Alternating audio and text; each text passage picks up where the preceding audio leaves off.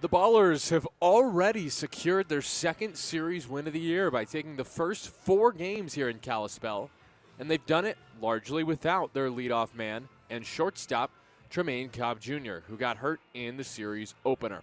Tonight, he returns to the lineup, hoping to help Oakland collect a 6th consecutive win. Good evening and welcome to Glacier Bank Park in Kalispell, Montana, as the Oakland Ballers visit the Glacier Range Riders in Game 5 of a 6-game series. I'm Nevada Cullen, and you're listening to Oakland Baseball on 860 AM The Answer and on YouTube.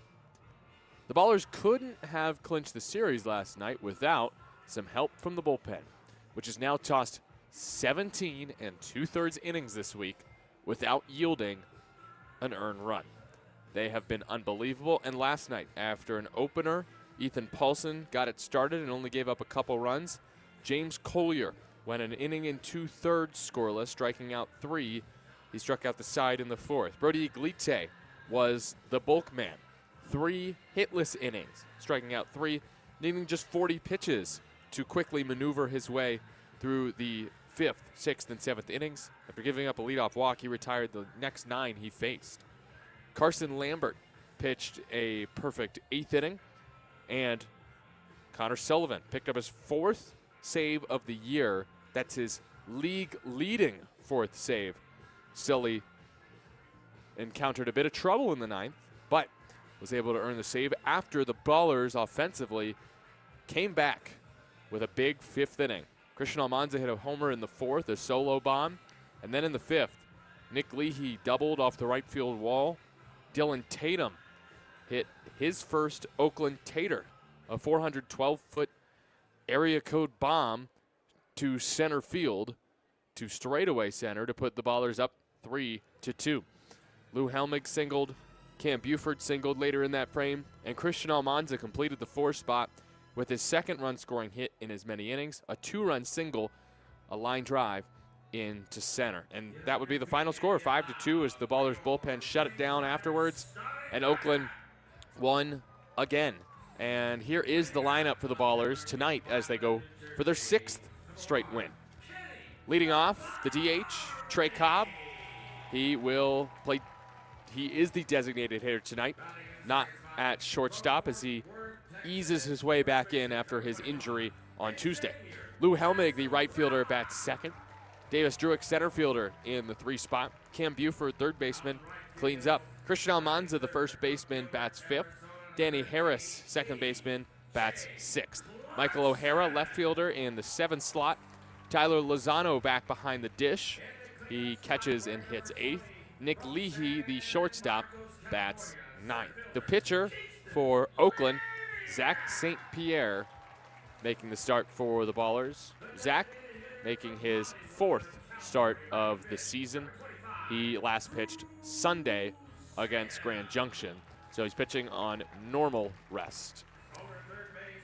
We will get to the Glacier lineup after the playing of the national anthem on another beautiful day out here in Kalispell. Some light clouds in the sky, the mountains, the Montana Rockies overlooking the field from right, and then circling all the way around the ballpark. In front of them, some rolling hills, and then even closer to the field, tall trees. As we bring it inside Glacier Bank Park, and we see the green padded wall in the outfield with a high right field wall that prevented a Nick Leahy homer yesterday to the opposite field. Green spotted chairback seats in the lower bowl with spotted red seats dispersed throughout. Berms on either side in foul territory. The right field berm divided 2 levels by small boulders. And we are just about ready now for the national anthem here from Glacier Bank Park. So let's turn it up and let's listen to the playing of the Star-Spangled Banner. And after the playing of our national anthem, it's time to meet the Glacier Range Riders, who have lost 7 of their last 8. They'll turn to Luke Schaefer today to try and snap their now 5-game losing streak. Schaefer is a familiar face to the Pioneer League, not to the Ballers, though. Schaefer pitched for Boise last year, but did not face Oakland.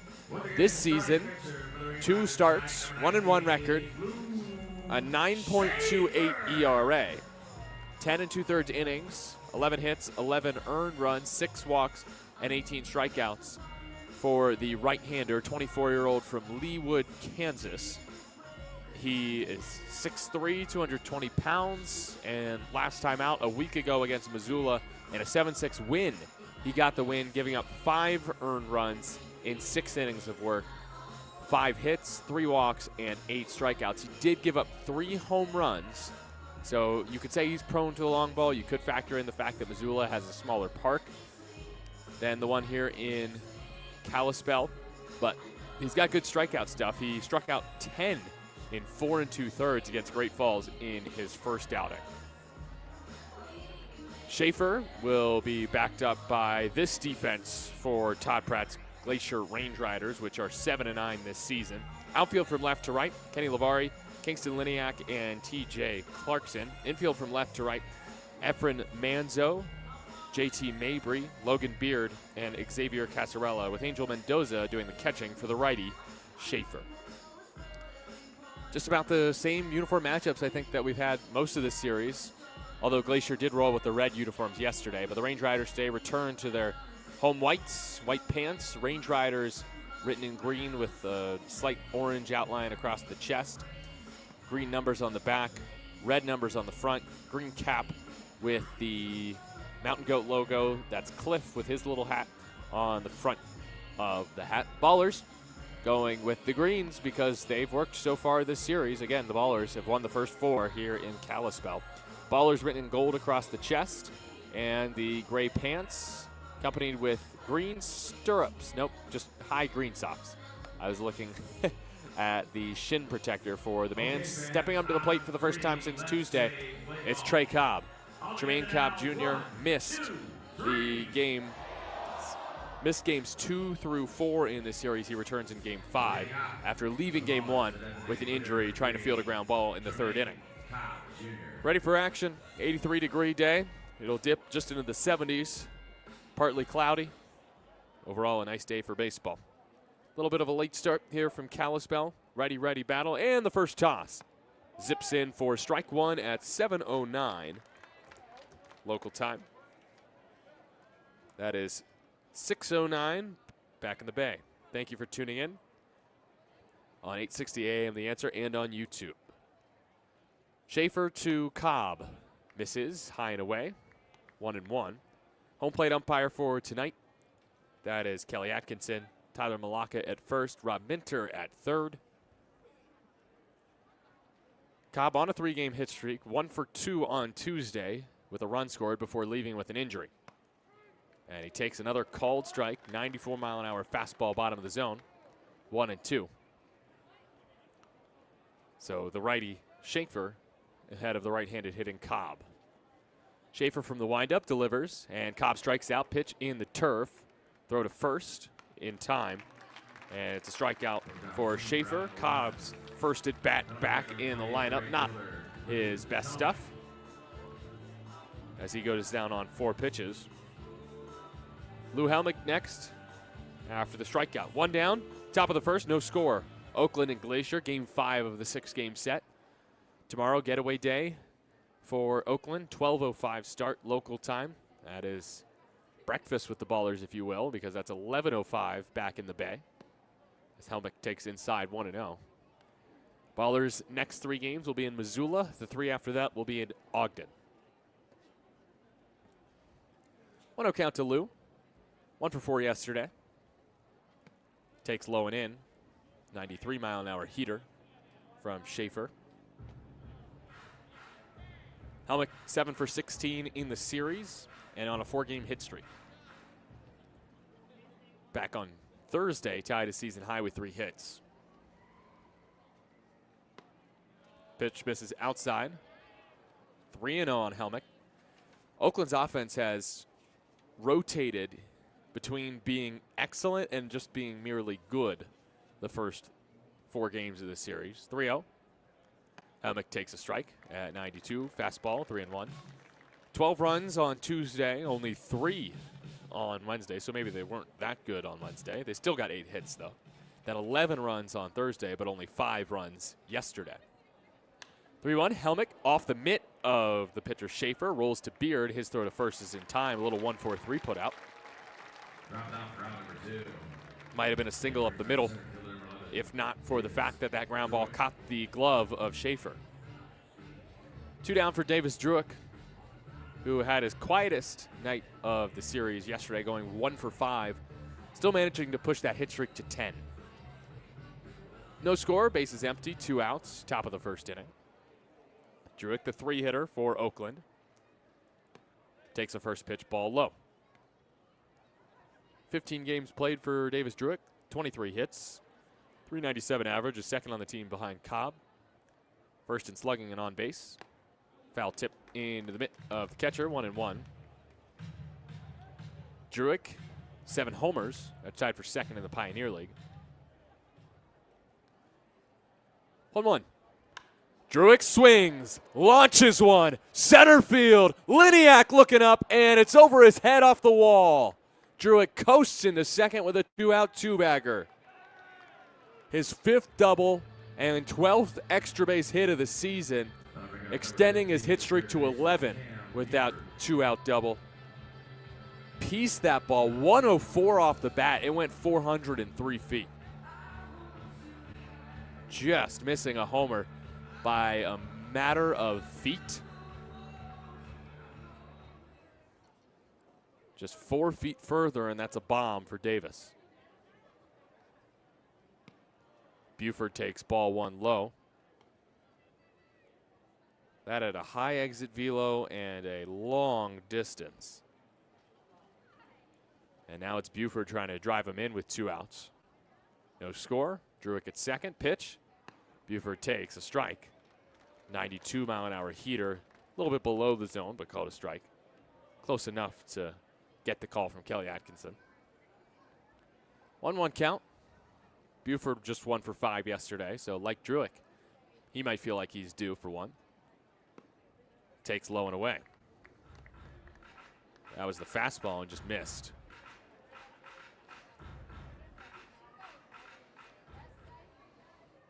See if Cam could see something to hit here. 2-1 delivery from the righty Schaefer. Buford taps it right back over his head, rolls slowly to second. Beard fields, throws to first, late. His toss not in time. Buford beats it out, infield hit. Druick reaches third. Runners on the corners for the Ballers with 2 down. And a chance for Christian Almanza to do some damage. First and third with 2 outs, no score. Ballers trying to strike first early in this one, top of the first inning. Druick doubled to dead center over the head of Liniak. Buford with the infield hit with a much slower exit velo. And now it's Almanza who homered yesterday and drove in 3. First pitch to him in the turf.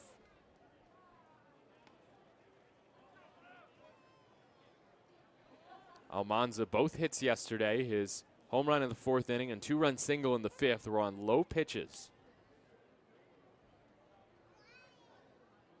1-0 from Schaefer. Almanza cuts and misses at another low pitch, but that was the breaking ball, and so he whiffed. Maybe sitting fastball there, 1-1. Talked to Almanza on the bus ride back to the hotel. He said he does his most damage on low pitches. 1-1 delivery. Almanza takes a strike. Another breaking ball that fell into the zone, and he's behind in the count 1-2. See if Buford might opt to run here. He's always been a decent base runner. 14 steals his last year at Grambling State and 3 this season. He holds, and Almanza pokes it to left field. Lavari is there, and the Ballers strand a pair in the first. 2 hits in the frame for the Ballers. Druick comes up just a few feet shy of a solo shot. He settled for a double, got stranded at third, Buford at first after his infield single. And we go to the bottom of the first. No score between Oakland and Glacier on 860 AM The Answer.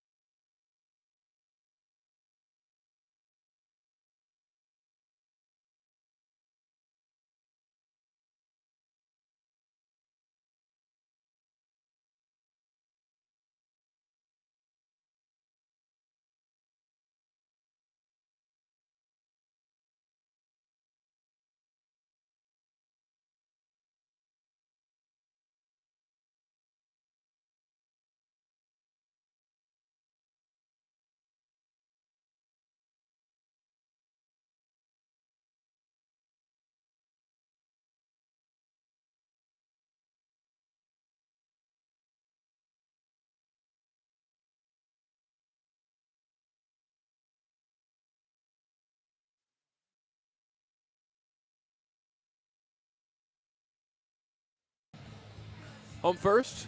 Range Riders coming up. Lineup for Todd Pratt's Range Riders. Kenny Lavari, left fielder, leads off. Xavier Casarella, first baseman, hits second. TJ Clarkson, right fielder, in the 3 spot. Kingston Liniak, center fielder, cleans up.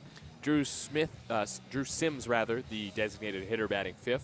Efren Manzo, the third baseman, hits 6th. Logan Beard bats 7th. He's the second baseman today. JT Mabry, shortstop, in the 8 spot. And Angel Mendoza rounds it out. He's the catcher. The pitcher for Oakland, Zach St. Pierre, Sunday against Grand Junction. 7 hits over 4 innings, gave up 3 earned runs, 2 walks and 2 strikeouts.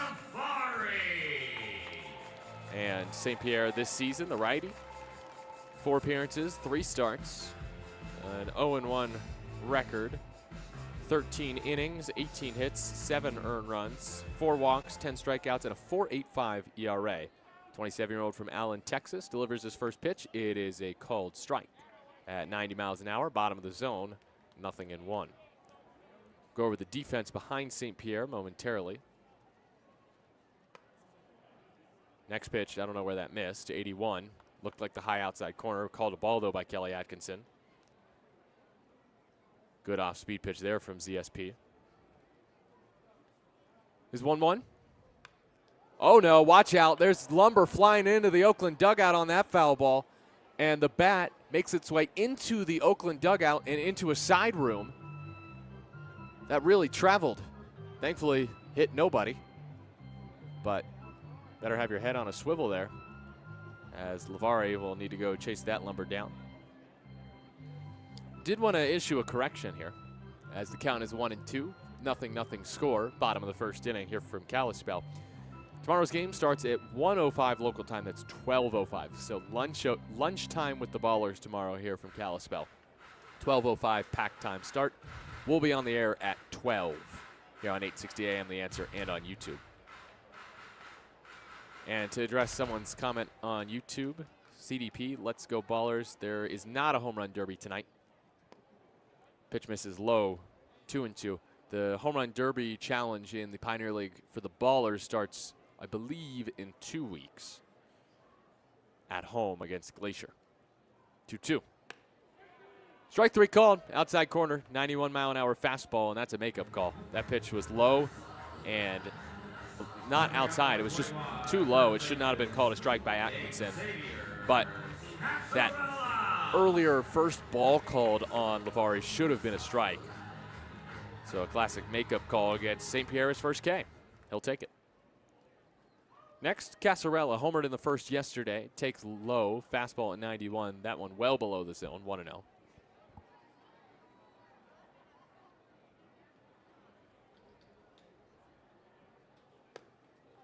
Next pitch, a ball, 2-0.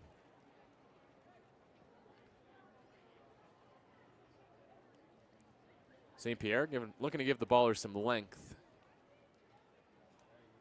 2-0 bounces in, 3-0.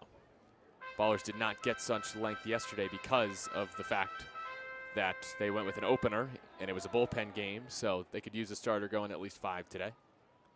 3-0, room service strike, 3-1. 5-pitch mix for St. Pierre. 4-seam, sinker, changeup, slider, curveball.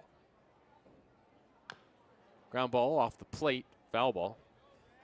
So ZSP fights back.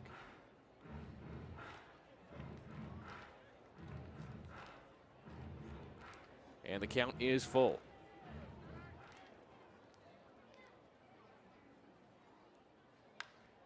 Foul ball, watch out in the berm. Nestles in a bush over there off to the right, 3-2.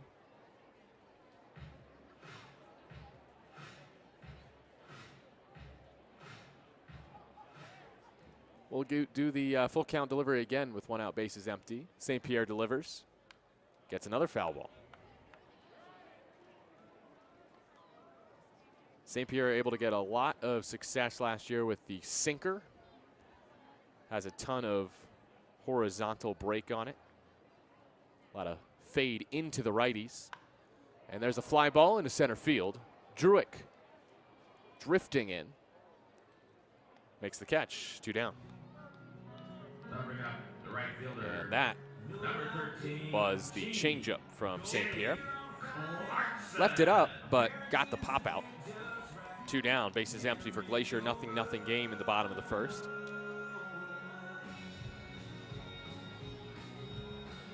Ballers hoping to take a 6th straight game. They won the finale of the series against Grand Junction. They've won the first 4 here in Glacier. First pitch to Clarkson. The big lefty takes low for a ball, 1-0.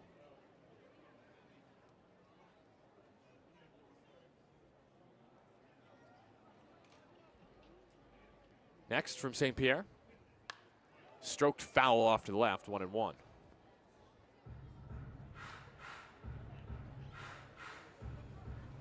Clarkson, this series, 4 for 17 with a pair of doubles. Just 1 for 4 yesterday, but on a 3-game hit streak. 1-1 pitch. The lefty swings and flares it into left field. Tough play for O'Hara. It'll duck in front of him. It's a 2-out single for Clarkson. Extends his hit streak to 4. Next, Kingston Liniak. That's a textbook hit against Zach St. Pierre. When he is giving up hits, it's usually around an exit velo of 70. This one just 1 shy of that. Just a little bloop hit on an inside fastball on the lefty Clarkson. He just went inside out. Now Liniak, the righty, takes a strike high above the zone. Pretty pitcher-friendly strike zone so far from Atkinson, the home plate umpire. No score, bottom of the first here from Kalispell. Runner at first is Clarkson, 2 outs. Liniak, the righty, swings and off the fist, behind short. That's second bloop hit of the inning. Clarkson trying to go first to third here. He'll hold off as Druick got to the ball quickly enough. 2 bloop hits, that one even slower than the first. Exit velo of 62. Just a little duck fart into the outfield. Duck fart, an appropriate term in this case because on the nachos this homestand, Glacier's serving duck meat on top of them.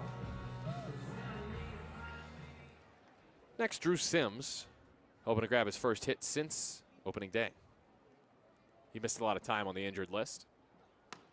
And he takes a fastball bottom of the zone at 91. 0 for 3 in his first action since game 2. That was yesterday. His return from the IL. A run, a walk, 2 strikeouts though. Open stance righty. Takes high. That the slider from St. Pierre. And he just couldn't get it to break. DSP not able to control those secondary pitches yet. And he hurls a fastball right by him inside at 91. And that is that dangerous sinker. With plenty of run inside on the righty, that's hard for Sims to make contact with, and he's down 1-2. St. Pierre's pitch. Swing and a miss on the curveball. St. Pierre throws him a chair. Picks up his second strikeout of the inning and strands Clarkson and Liniak after their bloop hits. No runs, 2 hits, no errors, 2 left. Same result for both teams exactly in the first inning, including the hit totals and runners left on, as we go to the second frame scoreless from Kalispell on 860 AM The Answer.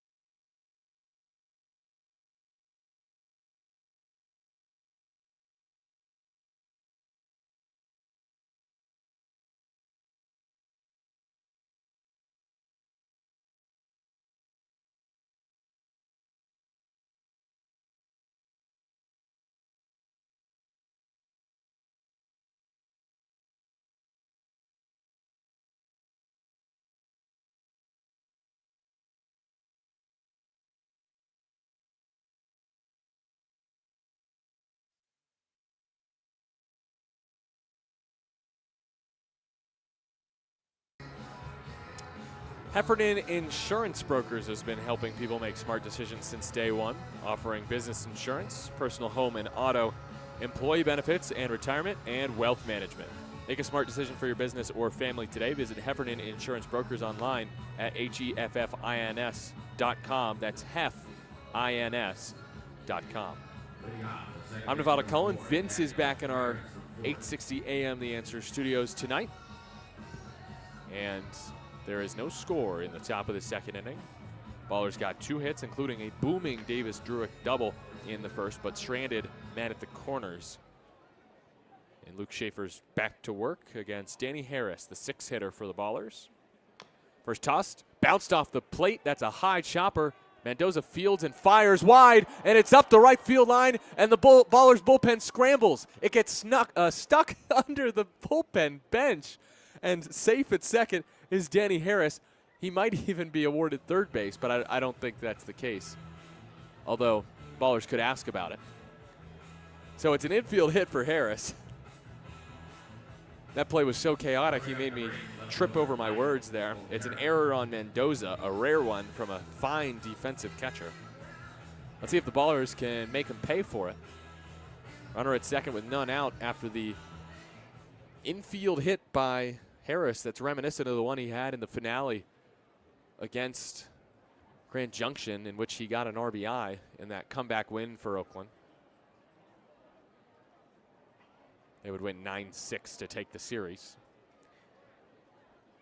Up 4-0 in this series, hoping to strike first in Game 5. Here's Michael O'Hara. First to him, outside and low, 1-0.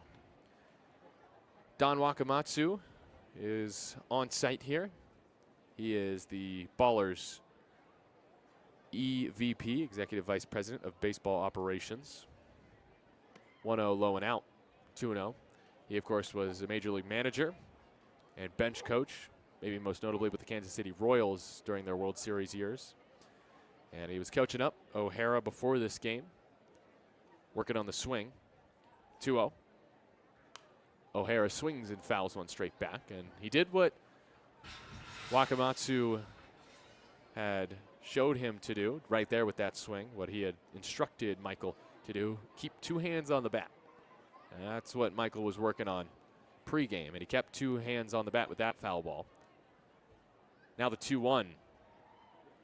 O'Hara does keep 2 hands on the bat and rolls it weakly to first. There's going to be a close play here at first base. O'Hara nearly beats it out. Covering Schaefer just gets to the bag in time, but Harris moves up to third with just 1 out. So O'Hara does a job, moves the runner. That's what they work on in batting practice. That's part of one of the first couple rounds of BP for the Ballers. Got to move them over. Ground ball to the right side will do that. Someone who's really good at hitting ground balls to and through the right side right here, and Tyler Lozano. Looking for an RBI here. He has 1 on the air. Runner at third, 1 out. Lozano takes a ball low, 93 for ball 1. No score, top of the second. Harris, after his leadoff single, got to second on the error, throwing error by Mendoza on the same play. Reached third on that O'Hara ground out. Now it's Tilo on a 5-game hit streak. That is driven to right field, sending Clarkson to the wall, and Tilo goes yard for the first time in 2025. Oppo Taco Tyler Lozano makes it 2-0 Ballers in the second. He beats the tall wall out and right with a 380-foot blast. That'll play. He is so good at going Oppo. And he just unloaded on a fastball that was middle, a mistake from Schaefer. Lozano's 5th career professional home run. All for the Oakland Ballers. 2-0 Oakland with 1 out in the top of the second. Here's Nick Leahy. Swing and a miss, strike 1. Leahy was denied a similar homer yesterday. He hit it to right field very sharply. He had to settle for a double instead. It went 354 feet to right. And he rips this one into right field, but it's right at Clarkson, who makes a shoestring catch running in towards the infield. 2 down. Leahy robbed of a hit. Nice play. Turns the lineup over to Tremaine Cobb Jr. Ballers up 2-0. Top of the second inning, 2 gone. No one on for Cobb, who struck out his first time against Schaefer. Lozano provides the difference so far for Oakland with his 2-run opposite field blast. And Cobb was sitting fastball there and just took a lazy swing at a breaking ball instead. 0-1. Cobb takes another breaking ball, middle of the zone, strike 2. I don't think Schaefer's going to throw him a fastball at this rate. If he does here, it won't be in the zone. 0-2, Schaefer taking his time before coming home. And there is a third straight breaking ball in the dirt. And Cobb looks a little rusty there at the dish. Has 2 strikeouts in 2 innings of this game, but in the top of the second, the Ballers strike for 2 on a pair of hits. And Tyler Lozano goes bridge for the first time this season. His 5th career homer for the Ballers gives the Ballers a 2-run lead over Glacier. So we head to the home half of the inning on 8:60 a.m. The Answer.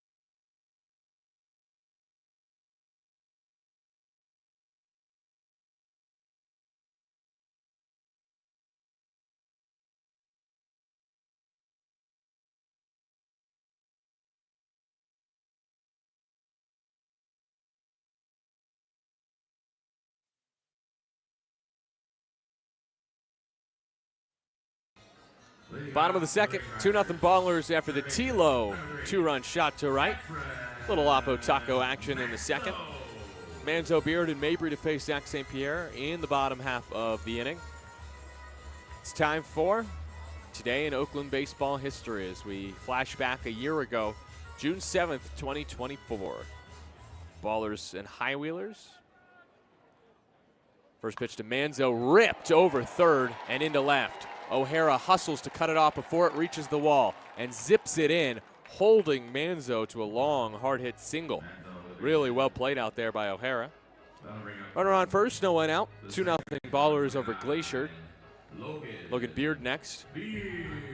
After that leadoff single by Manzo, that had a pretty hefty exit velo, 107 off the bat.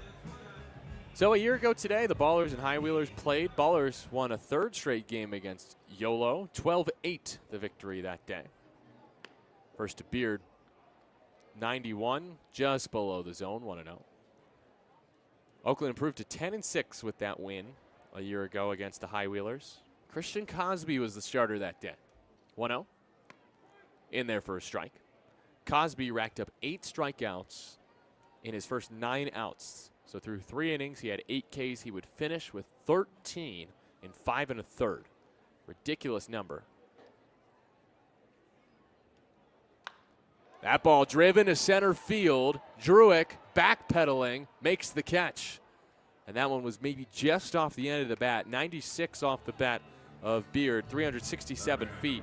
And he fails to tie this game, but puts a good swing on the ball.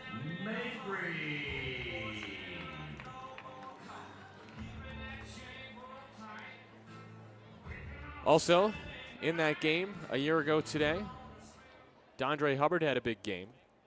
Here it's 1 out, runner on first, 2-0 Ballers, bottom of the second. Hitter is Mabry. He takes low. Hubbard with 2 home runs. One of 7 multi-homer games last year, if my memory serves correct, for Oakland. And Austin Davis, 3 for 3 with a home run this day in Oakland baseball history. A 12-8 win over the High Wheelers for the Ballers. Pitch misses low and away from JT Mabry.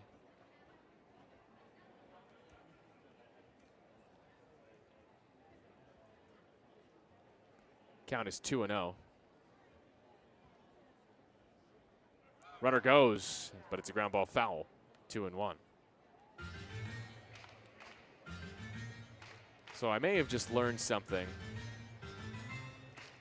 from our good friend Scott Gladstone.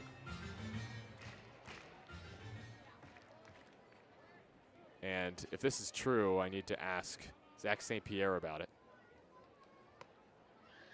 who delivers high. It's 3-1.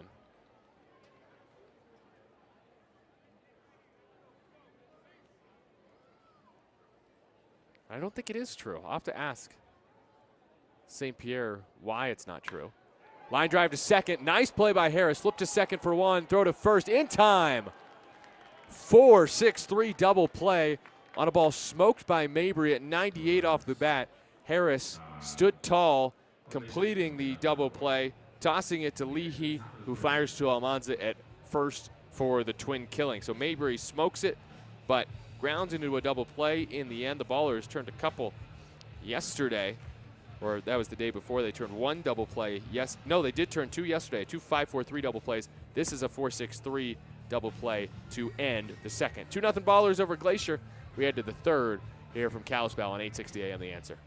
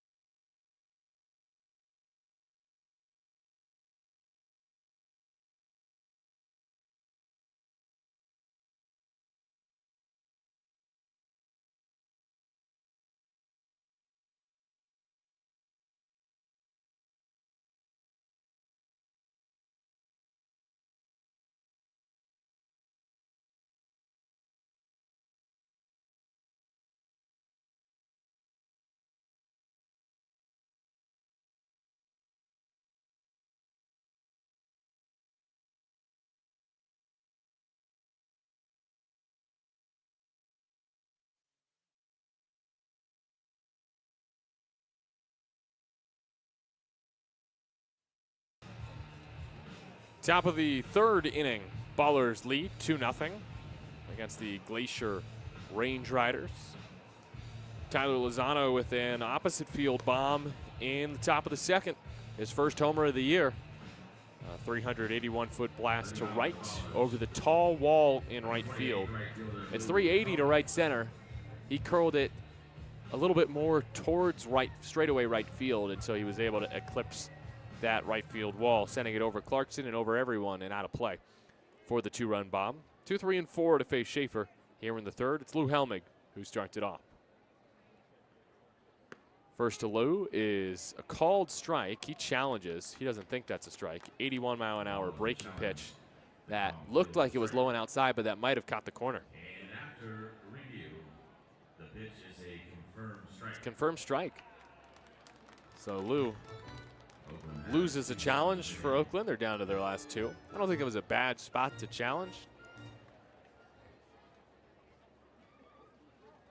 But either way, it was a strike. It just barely caught the low outside corner. It's a really nice backdoor breaking ball from the righty Schaefer on the lefty Helmig.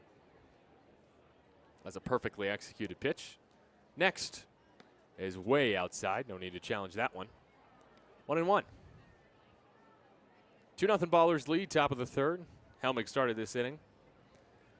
Nearly singled up the middle last time. That's way outside again at 84. Don't know what pitch Schaefer's trying to throw, but it's slipping. It's 2-1.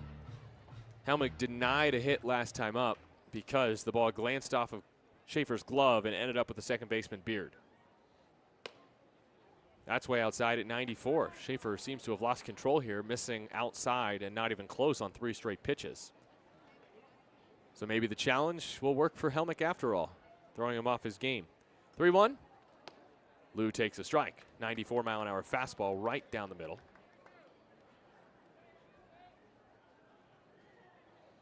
Count is full. Payoff pitch. Helmig tried to check his swing. Did he? No. He's called out by Rob Minter, and I don't think Lou realizes it. He looks down there at third, staring down Minter. So Helmick strikes out, one down. Strikes out looking, and that's back-to-back Ks for Schaefer. Base is empty for the Ballers, leading 2-0 here in the third, and here is Davis Druick. It's a wonder why people are still pitching to him. He did strike out 3 times yesterday, though.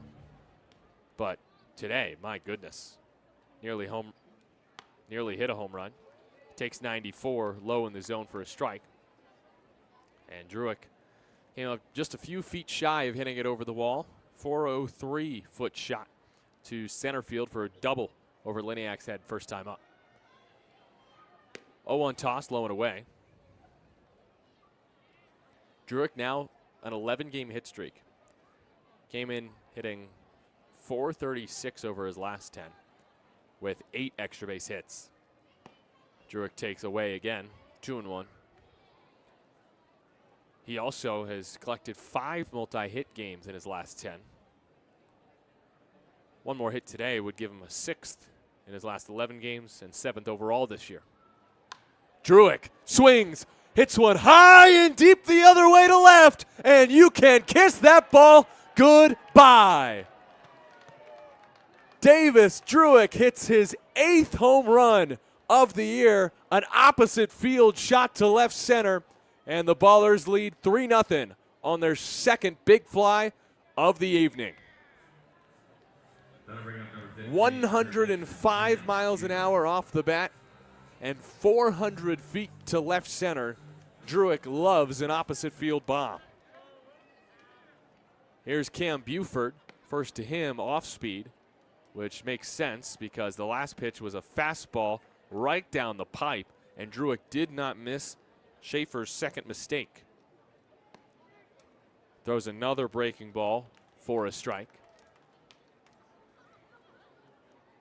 1-1 on Buford. Base is empty, 3-0 Ballers.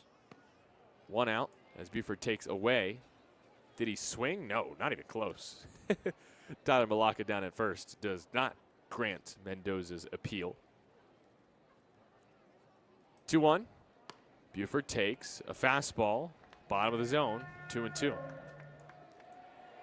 Couple homers today for Oakland. Lozano in the second, Druick here in the third. Buford has a couple bombs this year, and he fouls off an off-speed pitch. Looked like maybe a changeup there, low. Good pitch from Schaefer, but Buford fights it off. Count remains 2-2 with 1 out and the base is empty here in the third. Another 2-2 pitch, and Cam checks his swing at a pitch in the turf. Tyler Malacca again assumes the T-pose, AKA signals safe. And the count is full on Cam Buford, who slammed 5 home runs in the knockout round Wednesday. Just call him Slam Buford. And Buford rips a line drive over the leaping Mabry and into the gap in left center field. Cut off by Lavari, holding Buford to just a single. But he's got his 7th multi-hit game of the year with 2 singles in the first 3 frames. And that brings up Christian Almanza with 1 away. Also, I cannot take credit for Slam Buford. That is, I saw that someone had posted that on Twitter after Buford's 2-run homer on Thursday. So whoever that was, your nickname for Cam, as there's a pickoff attempt to first, it's now canon. It is now official in my book. I also like Bam Bam Buford, but Slam Buford works better. A little bit shorter and to the point. Almanza chops one foul, nothing in 1. First time up, just hit a lazy fly ball to left for the final out in the first inning. Ballers leading 3-0, top of the third. 1 out, runner at first is Cam Buford after his single. Almanza at the plate, 2 for 4 yesterday with 3 RBI and a homer. And Almanza waves and misses.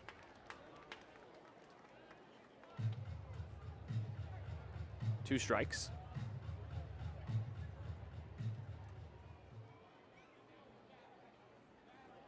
Buford's single, by the way, 103 off the bat. Almanza swings and foul tips the ball. Buford started towards second just in case it was a swing and a miss. Popped off the mid of Mendoza. It's still 0-2.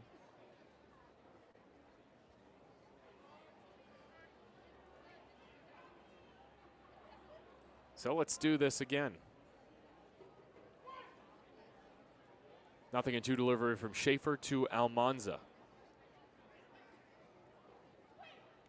Swung on, foul tipped into the mid of Mendoza. He did well to hang on to that breaking ball. 2 down. 4 strikeouts for Schaefer, but the 2 home runs allowed. That's just been the story of the season so far for Luke Schaefer, who has now allowed 6 homers, but has 22 strikeouts. Both high totals. One is good, the other is bad. Next, Danny Harris, first time up, bounce one off the plate for a single and scored on the Lozano homer. And does the same thing here, but bounced it foul instead. I think it hit him in the foot. 0-1.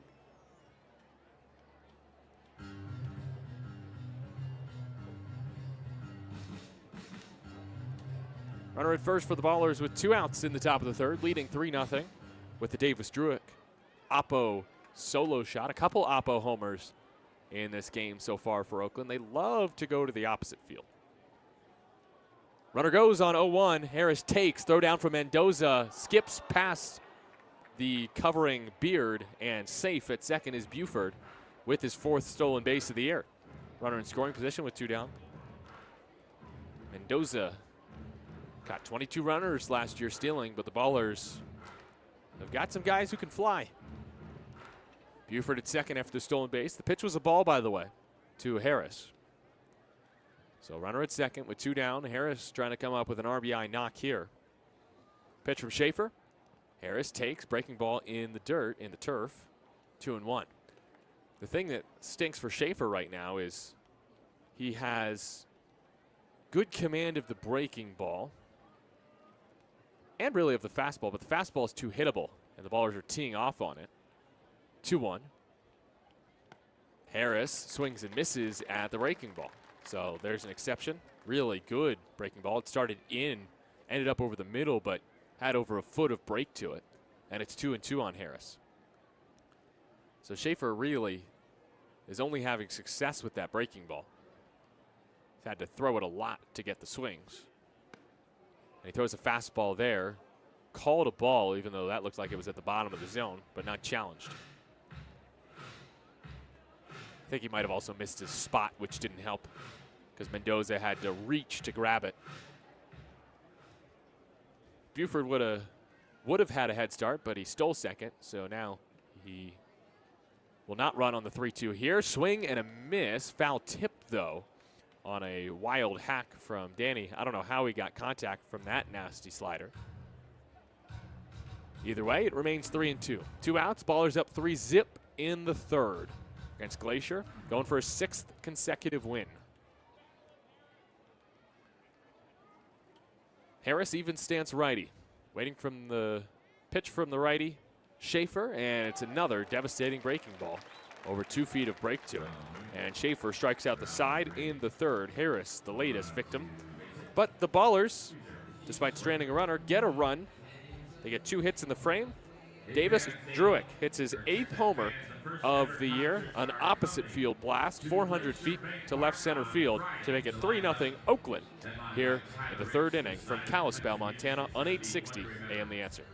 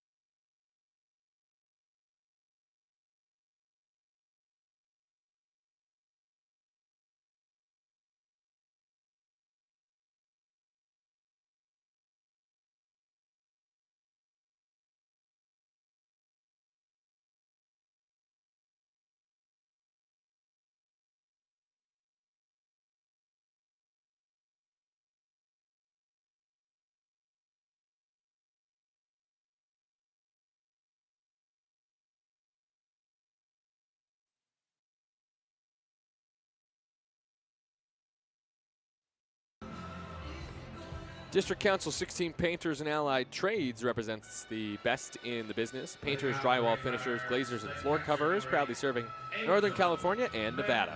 They stand for top-tier training, great wages, strong benefits, and dignity on the job. Join the International Union of Painters and Allied Trades today. District Council 16, building the future, one skilled trade at a time. Bottom of the third inning, 3-0 Ballers over Glacier. Home run by Druick in the top of this frame. 9-hitter Mendoza against the righty. Zach St. Pierre lines the first pitch into left field in front of O'Hara. And for the second straight inning, Glacier starts the frame with a leadoff knock by way of a line drive in the left. The left fielder, Kenny Lavari. So, 3-0 Ballers lead. Glacier turns it over, though, with a runner on first to Kenny Lavari, the leadoff man.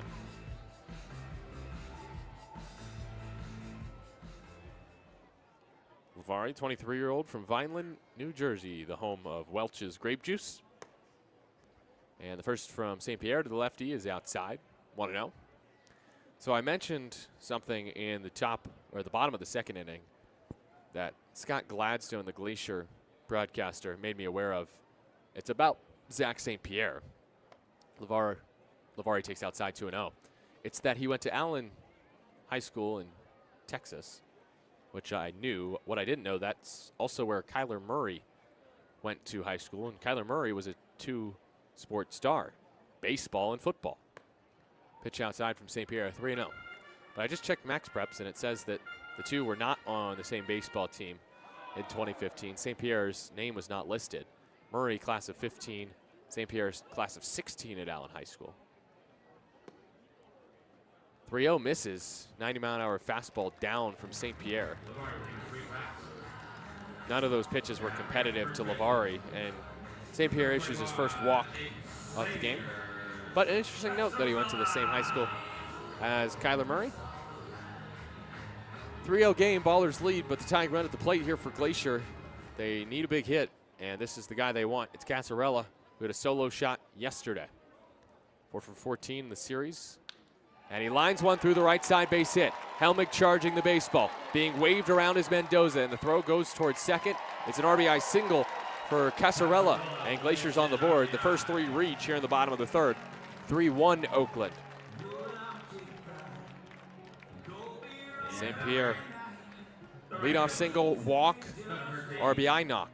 And both singles, worryingly, have come on the first pitch that St. Pierre has thrown.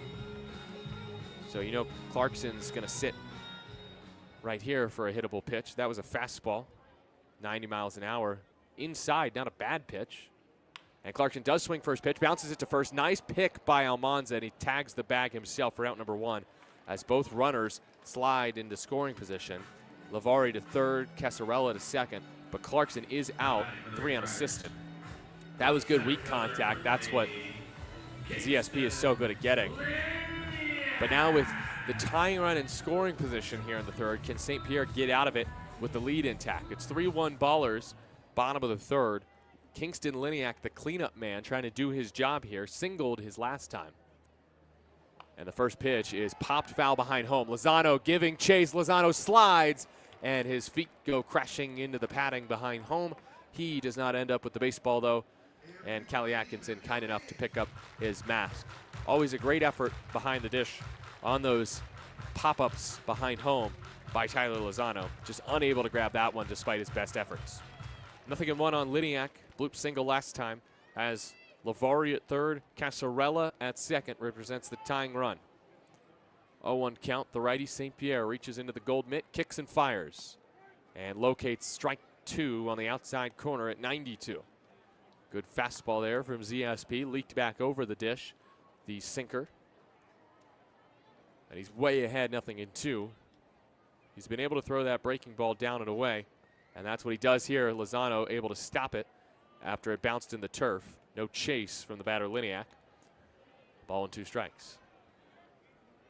Now what Liniak could do here, if there is one that gets past the catcher Lozano, if it's a wild pitch, he could take first on the uncaught pitch rule. We've not seen it used yet this season.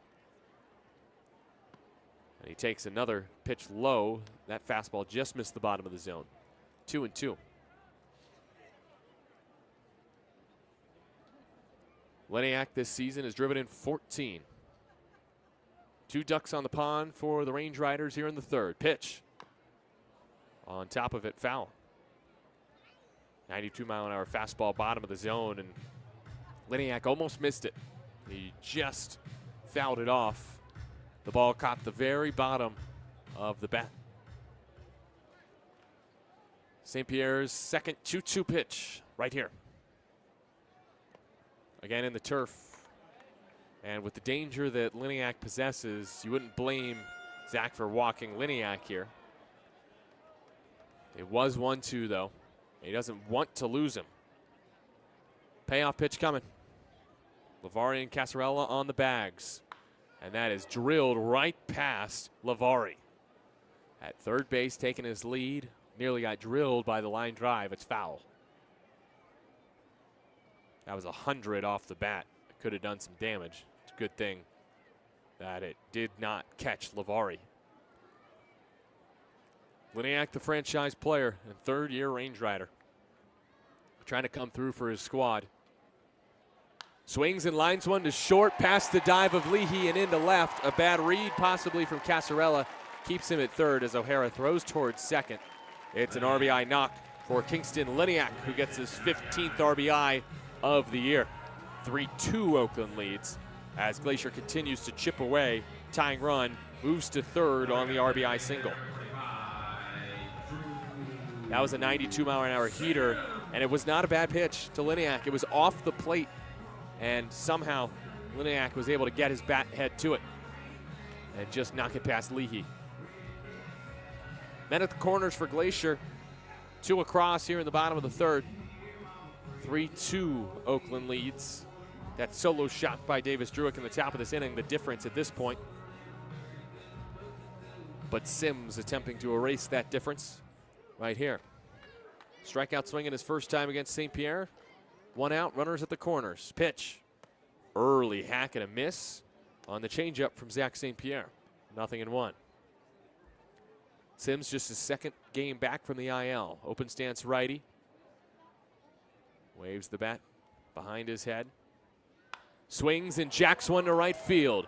Helmig looks up and it's off the wall. 1 run in. Being waved home is Liniak. The throw comes home from Harris. It's a good one. The tag from Lozano. He is out. 9-4-2. Lozano with the sliding, diving tag to prevent Glacier from taking the lead on the RBI double by Drew Sims. His first hit since opening day. It's 3-3 here in the third. 96 off the bat, 367 feet. Sims denied a go-ahead homer by the tall wall out in right field here in Kalispell. And now Bruce Valentine out to check on Tyler Lozano. He's good to go. Lozano's so tough there behind the dish. So there are 2 outs in the inning as Liniak is thrown out trying to score from first. Nice job by Helmick. Really showed off the arm and the accuracy there, as did Harris from second. A perfect throw to home. Great relay by the ballers. That could be huge in this game. Manzo early bounces one foul towards the Glacier dugout. Left side, 0-1. That could be a huge play in this ball game. Glacier nearly taking the lead here in the third, but now there's 2 outs and a runner at second for Manzo, who did single last time up. That was to lead off the second. Next pitch low for a ball, 1-1. And it really just seems like Glacier's all over Zach St. Pierre.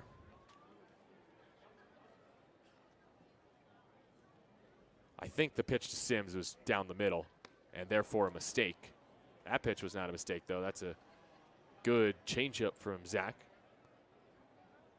Time called after the swing and miss by Manzo, 1-2.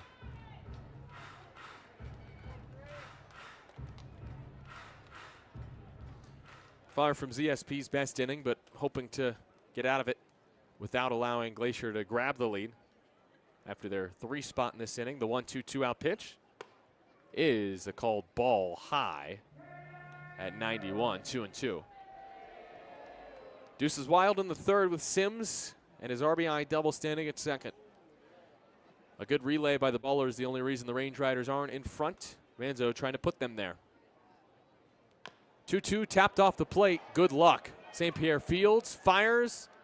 Just in time. What a strong throw from Zach St. Pierre after that ball was thumped off home plate and soared into the air. A 1-3 putout ends the side, but Glacier ties it with 3 runs and 4 hits in the inning, leaving 1.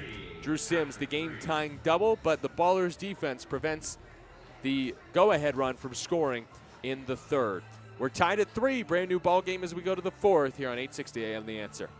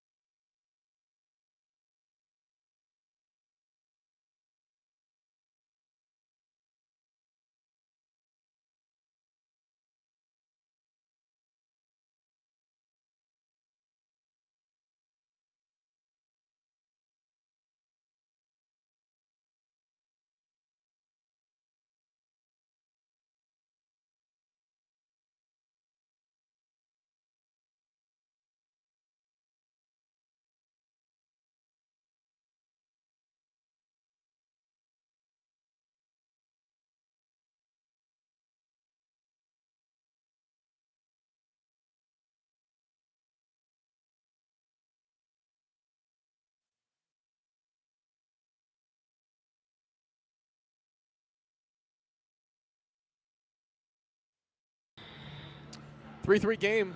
Glacier ties it in the bottom of the 3rd. We're here in the 4th.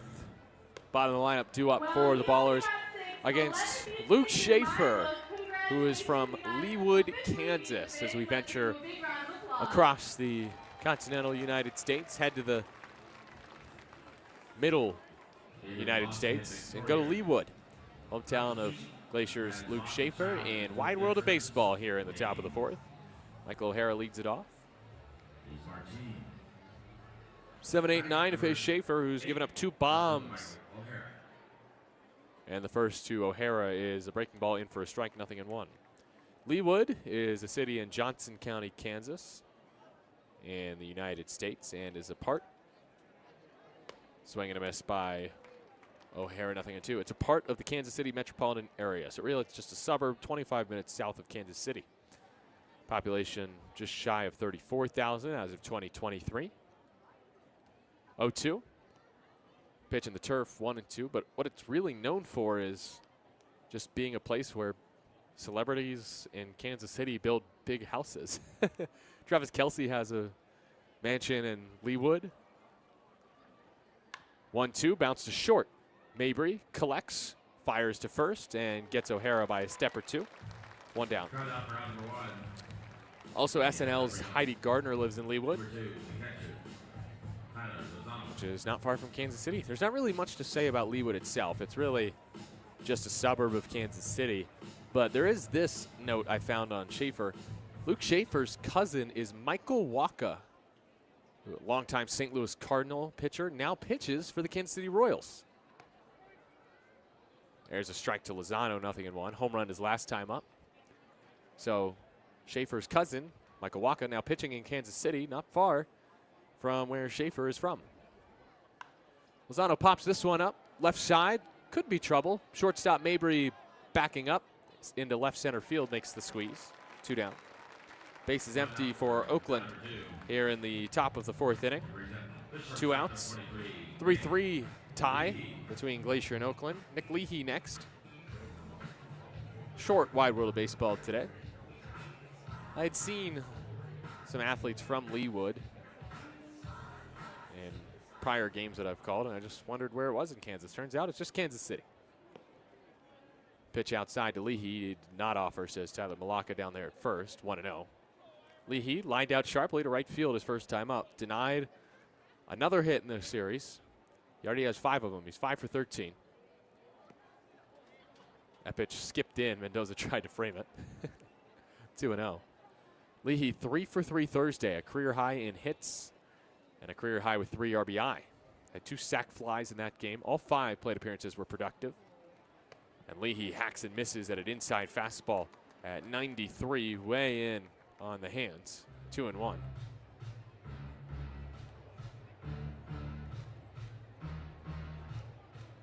Leahy against Schaefer's alma mater, Long Beach State, as he takes a strike, 2-2. Hit a game-winning homer in the 15th inning of a 1-0 win over the Beach on May 2nd. Schaefer obviously not a part of that team. He's been in the pros now for his second year. 2-2 pitch. Leahy hacks and misses at another good off-speed pitch from Schaefer, who's up to 6 strikeouts and has his first clean inning as he gets to Oakland's bottom of the lineup in order in the 4th. And we are still tied at 3, heading to the bottom of the 4th inning. Glacier trying to take the lead here on 860 AM The Answer.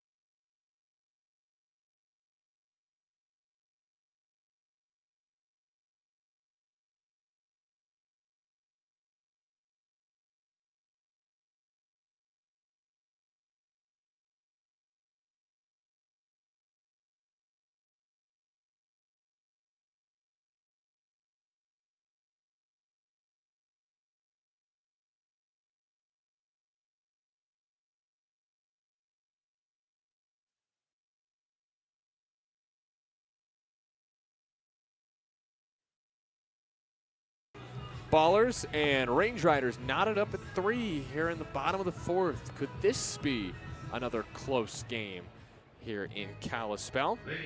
It's been close in 2 of the 4 games.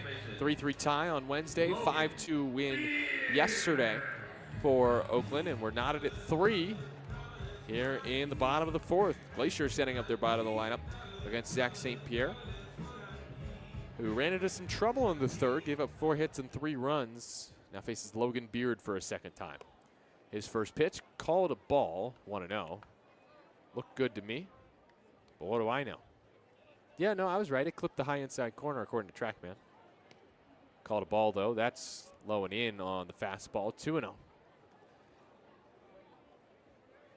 Logan Beard, the batter, got the day off yesterday. 2 for 4, though, on Thursday.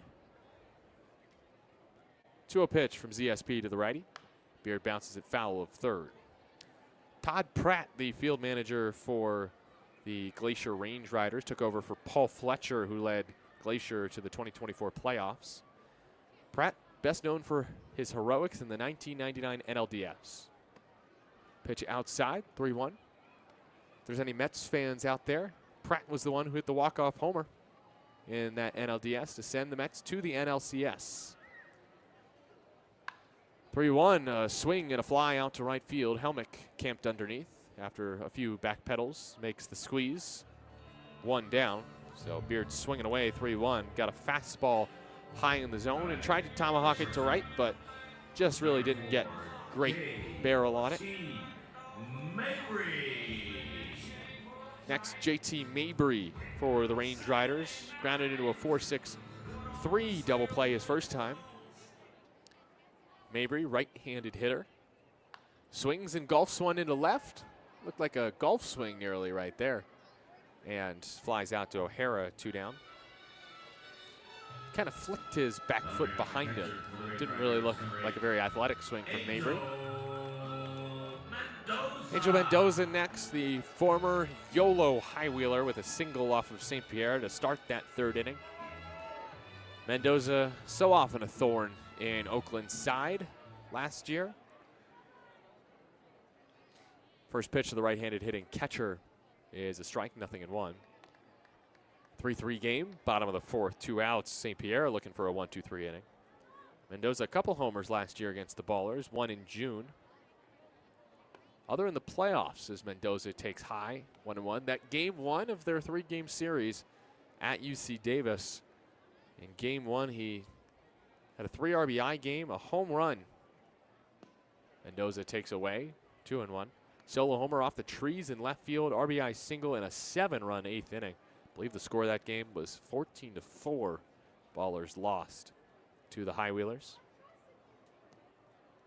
Pitch low, 3-1. Yep, it was 14-4. Mendoza and Glancy each had 3 RBI. Tanner Smith, I believe is his name, had 5. 3-1. Mendoza hack and a miss at 89. Fastball above the zone, and he chased 3-2. Ballers and High Wheelers in their inaugural seasons faced off in the playoffs that first round. High Wheelers the 3 seed, Ballers the 2 seed, but it was the High Wheelers who would advance and win the championship in 4 games. Payoff. Mendoza flies it foul to left. Congrats, by the way, to Brandon McPherson of the Yolo High Wheelers. Now, Yuba Sutter High Wheelers. McPherson last year. Ballers touched him up a bit at times, but he was a very good pitcher overall, and he just signed a major league deal, I believe, with the Astros. Another payoff to Mendoza. Swings and bounces it to short. Tough play for Leahy on the backhand. Jump throw to first is a little too slow, and Mendoza's safe. Really good effort from Leahy. He just couldn't get any juice on the throw to first, and Mendoza has a 2-hit game. He was weirdly cold to start this series after a hot series against Missoula in which he batted .476. 1 for 10 entering this today in this series, and Mendoza has his 5th multi-hit game. The previous 4 coming in last week's series against the Missoula Paddleheads, who the Ballers will face next. Lineup card turns over to Kenny Lavari, who walked and scored in the 3rd, also struck out in the 1st today. And grounds 1 to Leahy, who has a chance at redemption. He'll go the long way to first and makes the play for out number 3. 2-out knock for Mendoza, but he's stranded at first. No runs in the inning for Glacier. Still knotted up at 3 as we go to the 5th on 8:60 a.m. The Answer.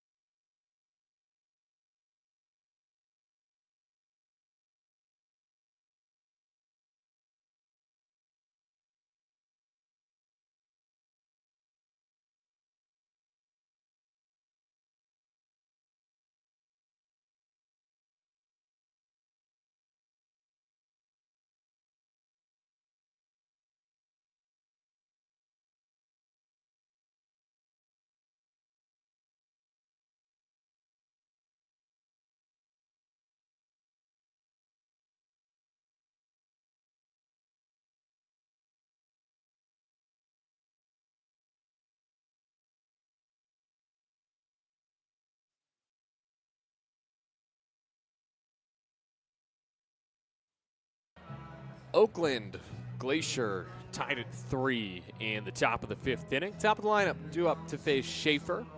I'm Nevada Cohen. Vince back in our 8:60 a.m.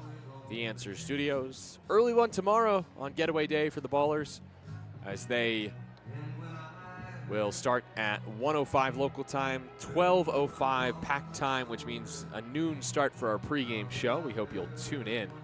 Ballers trying to win their 6th straight tonight so that they could set up what would be an unprecedented 6-game sweep tomorrow. The Ballers have never done that in their Pioneer League history. The best they've done is 5 of 6. It would also be their 7th straight win, which would match their franchise record if they could win all 6 games of this series. They did it at the end of August last year. They went 21-6 in August, the Ballers, to win the second half title. Here's Tremaine Cobb Jr., who should be sitting breaking ball here against Schaefer. That's all he's been throwing, the right-handed hitter. And he gets a fastball in the dirt and spits on it. 1-0. Can't really call it the dirt. This is an all-turf field here in Kalispell. But there are little pebbles that fly up that make it look like dirt. Now Cobb swings and roasts one to right field. It's an opposite field line drive single. He goes inside out on a fastball. and he's happy just to not see a breaking pitch there. A leadoff knock for Tremaine Cobb Jr., and maybe that's what finally gets this Ballers offense rolling tonight. They've scored 3 times, but all 3 runs have come on homers at this point. It was the 5th inning last night that they struck for 4 runs.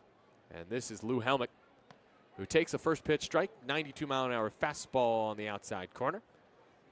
0-1. 3-3, Ballers and Range Riders, who tied it in the 3rd with a 3-run inning. Ballers hoping to answer with a crooked number here in the 5th. A check to first base, but Cobb slides back safely. He has now shedded that lone yellow batting glove. Helmick wearing 2 red ones. Gripping the black bat. Waiting for the 0-1 from the righty Schaefer.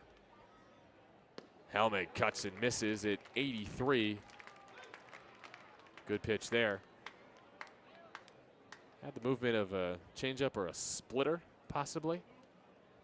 From the right-handed throwing Schaefer, went low and in on the lefty Helmick, and now Schaefer's way ahead. Cobb takes his lead at first, and Helmick takes low and inside.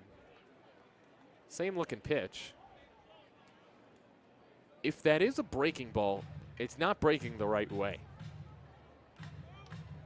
So I'm going to guess it's a changeup, although it looked like a breaking ball. 1-2 pitch. Helmick swings late on a 94-mile-an-hour heater. The pitch count for Schaefer is up to around 77, 78. So he's dialing it up, knowing his day is close to done. Todd Pratt would certainly like him to finish the 5th. He's been one of Glacier's best pitchers so far this week.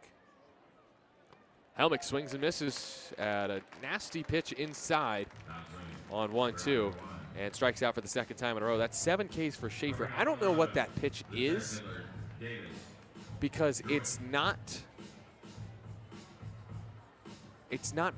registering as a breaking ball. It has a little bit of fade to it, which tells me maybe splitter.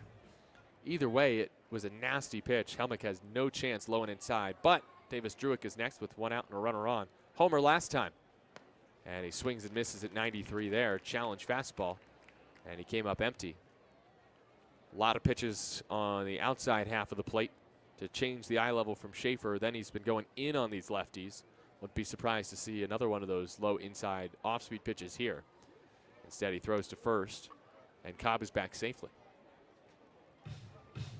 The best pitcher we saw so far from Glacier in this series, Ty Bothwell. 6 innings of 1 run ball, 9 strikeouts. Back on Wednesday in that 3-3 tie. Druick, late swing on a 92-mile-an-hour heater, top of the zone. 0-2. Time called by home plate umpire. I think that was maybe challenged by Davis Druick. No, he grants him time. He swung and missed. What am I talking about? Can't challenge that. You could. You'd be unsuccessful, though. 0-2. Schaefer the righty to the lefty Druick. Misses in the turf. Good block by Mendoza. Again on that same splitter. I'm just gonna call it the splitter. It looks like it's moving low and inside, but maybe that's because the pitch is starting inside and then fading slightly away from these lefties. Because it has run on it. It's not breaking. It's dropping like a splitter. It's been effective so far. Next. Grounded second, double play chance. Throw to second for 1, throw to first. Won't get Druick. It's a fielder's choice. Cobb out, 4-6.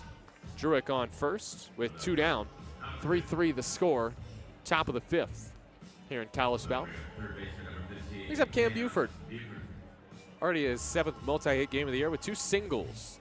Latest was a hot shot, 103 off the bat, lined over short and into left.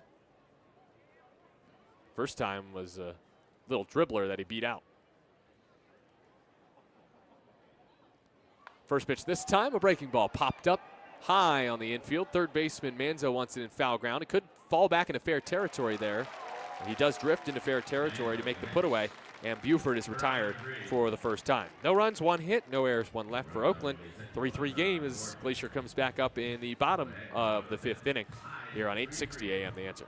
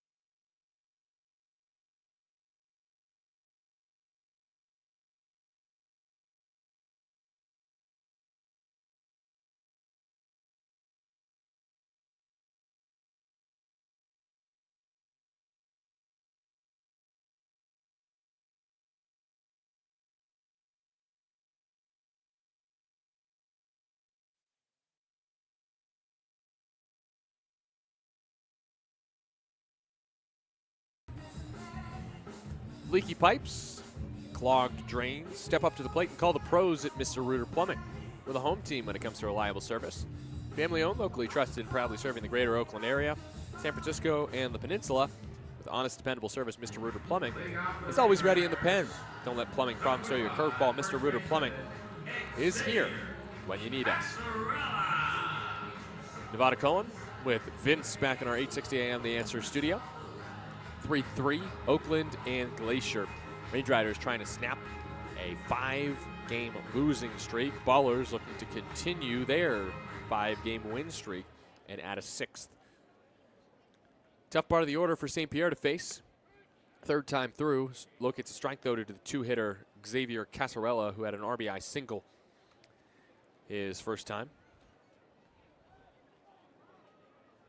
I should say last time up he had the RBI single. He grounds this foul, 0-2. First time up he flied out to center field. St. Pierre doesn't feel like the type of pitcher that gets easier to face later in the game. It's more how he's executing. Casarella takes low at 91. Not far from the low inside corner, 1-2.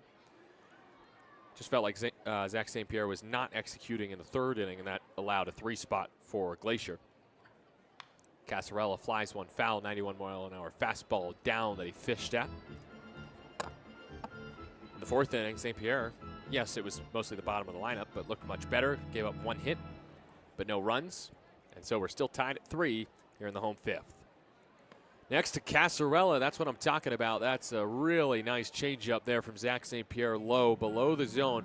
And Casarella does fish again and missed this time. And St. Pierre has his 3rd strikeout. Still no action in the Oakland bullpen as there's a baseball on the field. Maybe from the crowd, I don't know. Could have been from the berm. Either way, 1 down. 3-hitter T.J. Clarkson at the plate. Former Utah Ute stands in from the left side. First pitch, early hack at the changeup. That has been Zach's best pitch today, I'd say. That change piece is working. Has a lot of bite on it. A lot of fade away from the lefty Clarkson, who's 1 for 2 today. Clarkson takes a fastball in, called a ball. Tyler Lozano does not challenge. That was well inside. A ball and a strike. 2nd-year range rider Clarkson takes a strike on the outer half at 89. Clarkson last year only played in 18 games because he was a second-half addition, making his debut on July 30th, and then got injured. 1-2. Clarkson, slow ground ball to second. Couple hops for Harris, who fields and throws to Almanza at first. 2 down. Feels maybe like Zach St. Pierre is settling in a bit. That would be the hope. After all, he's only at 76 pitches, and he could very well complete 6, which he's done once before this year. Only went 4 Sunday against Grand Junction. Here's Kingston Liniak, righty, bounces 1 to 3rd. Buford gobbles it up, throws to first. And St. Pierre has a less than 10 pitch, 5th inning, retiring Glacier in order. Let's go to the 6th. All tied at 3 here from Kalispell. We've got a pitcher's duel on our hands here in Rocky, Montana.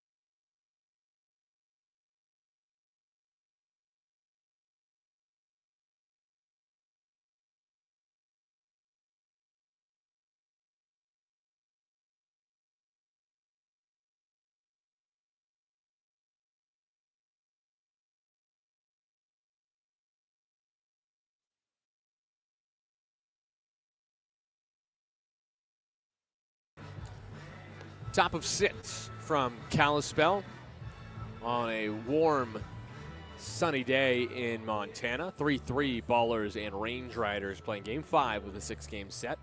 Ballers have won the first 4 to clinch the series, but Glacier hoping to salvage the last 2 games. Are getting a good start today from Luke Schaefer, the former Boise Hawk, is through 5 and has allowed just 7 hits and 3 runs. Faces Christian Almanza here, though, who is 0 for 2 today, but yesterday did a lot of damage, especially with his solo shot. And then he had a 2-run single. First toss to the lefty is low, 1-0. Schaefer, right-handed pitcher from Leawood, Kansas, former Boise Hawk, made his pro debut last year for Boise after finishing up at Indiana University Southeast. Broken back ground ball to third. Snared by Manzo. Throw to first in time. Frog in my throat there. Almanza grounds out on the broken bat. A flare to third. Manzo makes the easy play, 1 down. Maybe that just wasn't the bat for Almanza. Maybe if that was his bat from the homer yesterday, perhaps it had run out of luck and he just needed a new piece of lumber. 1 out for Danny Harris, who's 1 for 2 with a single, a run scored, and a strikeout. 7K for Schaefer, who 43 innings last year, only struck out 34, so he's definitely upped his arsenal this year. I think whatever that pitch is helping. I don't know if he added that splitter-looking pitch to his arsenal, but looks good. Righty-righty battle, 3-3 game, top of the 6th. First to Harris, skips in, 1-0. Schaefer last year, 9 starts for Boise, went 0-5, 8.37 ERA in 43 innings. But one of his best starts actually came at Glacier. Harris takes another pitch in the turf, 2-0. Through 5 2/3, 6 hits, 1 run, 3 strikeouts on July 24th at Glacier in a 6-1 Boise win. 2-0. Harris cuts and misses late at a fastball. It was called a strike for some reason by home plate umpire Kelly Atkinson. He did not need to call it. It was pretty obvious. Force a habit. Harris fouls one away to the right. So I suspect that start at Glacier for Schaefer, who got cut last year by Boise late in the year. I suspect it was that start against Glacier that kind of made them aware of his ability to pitch in this league. And he's shown his ability today. Harris takes 2-2 away. Schaefer's nearly done. He's at 90 pitches now. This should be his last inning. He could start the 7th, but with Glacier's bullpen being really solid, I'd be shocked if he goes out for the 7th. They'd turn to the bullpen of this inning if he gets in trouble. And the count is full as time is called. Schaefer steps off the hill and climbs right back onto the rubber. The righty Harris taps the plate twice and waits for the payoff pitch. Here it is. Swung on and missed. 8th strikeout for Schaefer. Another good breaking ball there for out number 2. And Michael O'Hara bats next. Number 8, Michael O'Hara. 2 down, bases empty for the Ballers in a 3-3 game. Top of the 6th. O'Hara 0 for 2 today with a pair of groundouts, hoping to barrel something up. Takes outside, 93-mile-an-hour heater. 1-0. O'Hara, teammates last year with Schaefer for Boise. O'Hara played 50 games for the Hawks. Swings and misses against his old teammate. 92-mile-an-hour fastball, top of the zone with a very satisfying spin rate of 2,000 RPMs. His 1-1 taken by O'Hara for a strike. 82. Looked like a changeup that was left up, but O'Hara was maybe sitting fastball there. Schaefer hoping for a 1-2-3 6th, but O'Hara lines one into center field against his old pal for a base hit. 2-out knock for O'Hara, his 6th hit of the series. Got another changeup, middle of the zone, inside, and just got the barrel in. Next is Lozano, and this is surely Schaefer's last inning now. Schaefer is at 95 pitches. O'Hara takes his lead at first. First to Lozano, wave and a miss at a breaking ball. 0-1.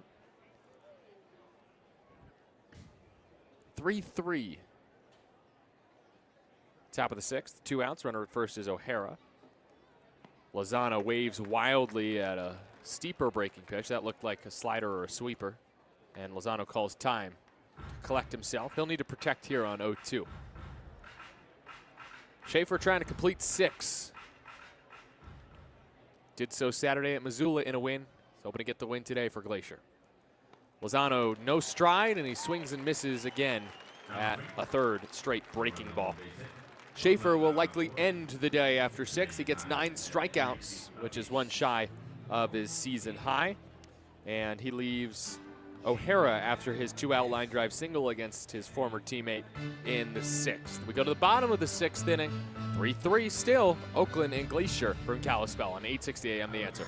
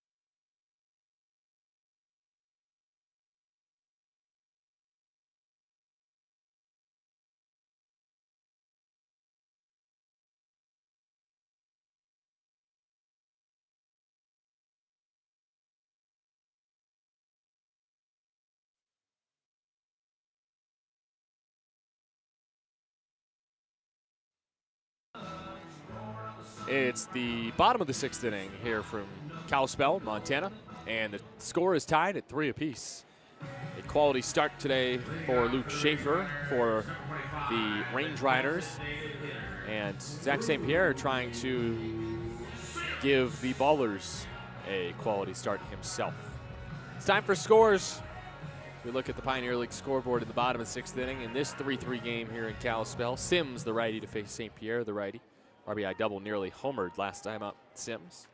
And the first toss is a called strike, 0-1. Couple doubleheaders today. Game 1 in Northern Colorado. Billings won 17-3. Billings winning 6-0 in the bottom of the 4th. Owls are just tragic this year. Swing and a miss, 0-2. Another doubleheader in Grand Junction. Idaho Falls took Game 1 7-1.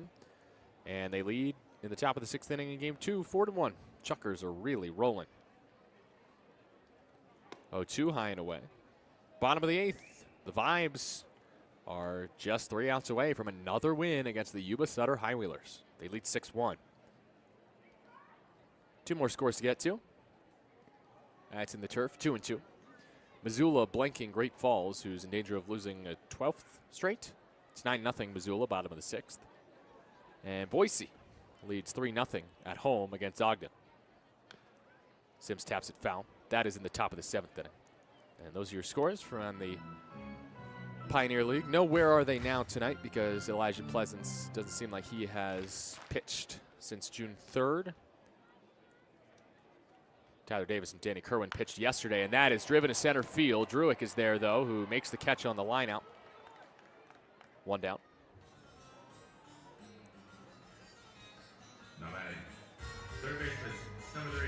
Zach St. Pierre still in this game, just 2 outs away from a quality start. That was hard contact, though. He left a fastball right down the middle, and Sims just, unfortunately, hit it right to Druick in center. That was 106 off the bat. St. Pierre's got to be sharper than that. Misses low and in there at 80 miles an hour. That was the slider, low and in, 1-0. Next to Manzo, who's 1 for 2. That's a really good pitch. The changeup below the zone. Nothing, 1-1. Again, best pitch today for Zach St. Pierre has been that changeup. 1-1 to Manzo. Taken high for a ball at 90.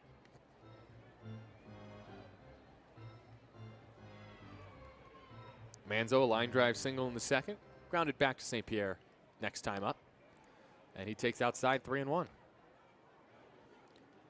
See if Zach can bear down here. He has walked 1 today. That was Lavari in the 3rd. And the 3-1 to Manzo is swung on and lifted to center. Druick's right there. Has to drift towards right center field, but makes the put away with his glove outstretched. 2 down. 89-mile-an-hour fastball there, middle in, and Manzo just missed it. So St. Pierre at 88 pitches can, at the very least, finish 6th, if not start the 7th, which would help out a baller bullpen that covered 6 2/3 yesterday. First pitch, bounce to second, and he'll finish this inning under 90 pitches. Zach St. Pierre gets the ground ball to Harris, who throws to Almanza for out number 3. That is now 7 in a row sat down by Zach St. Pierre, who is at 89 pitches through 6. We'll see if he returns for the 7th a little bit later. It is 3-3 Oakland and Glacier on 860 AM The Answer.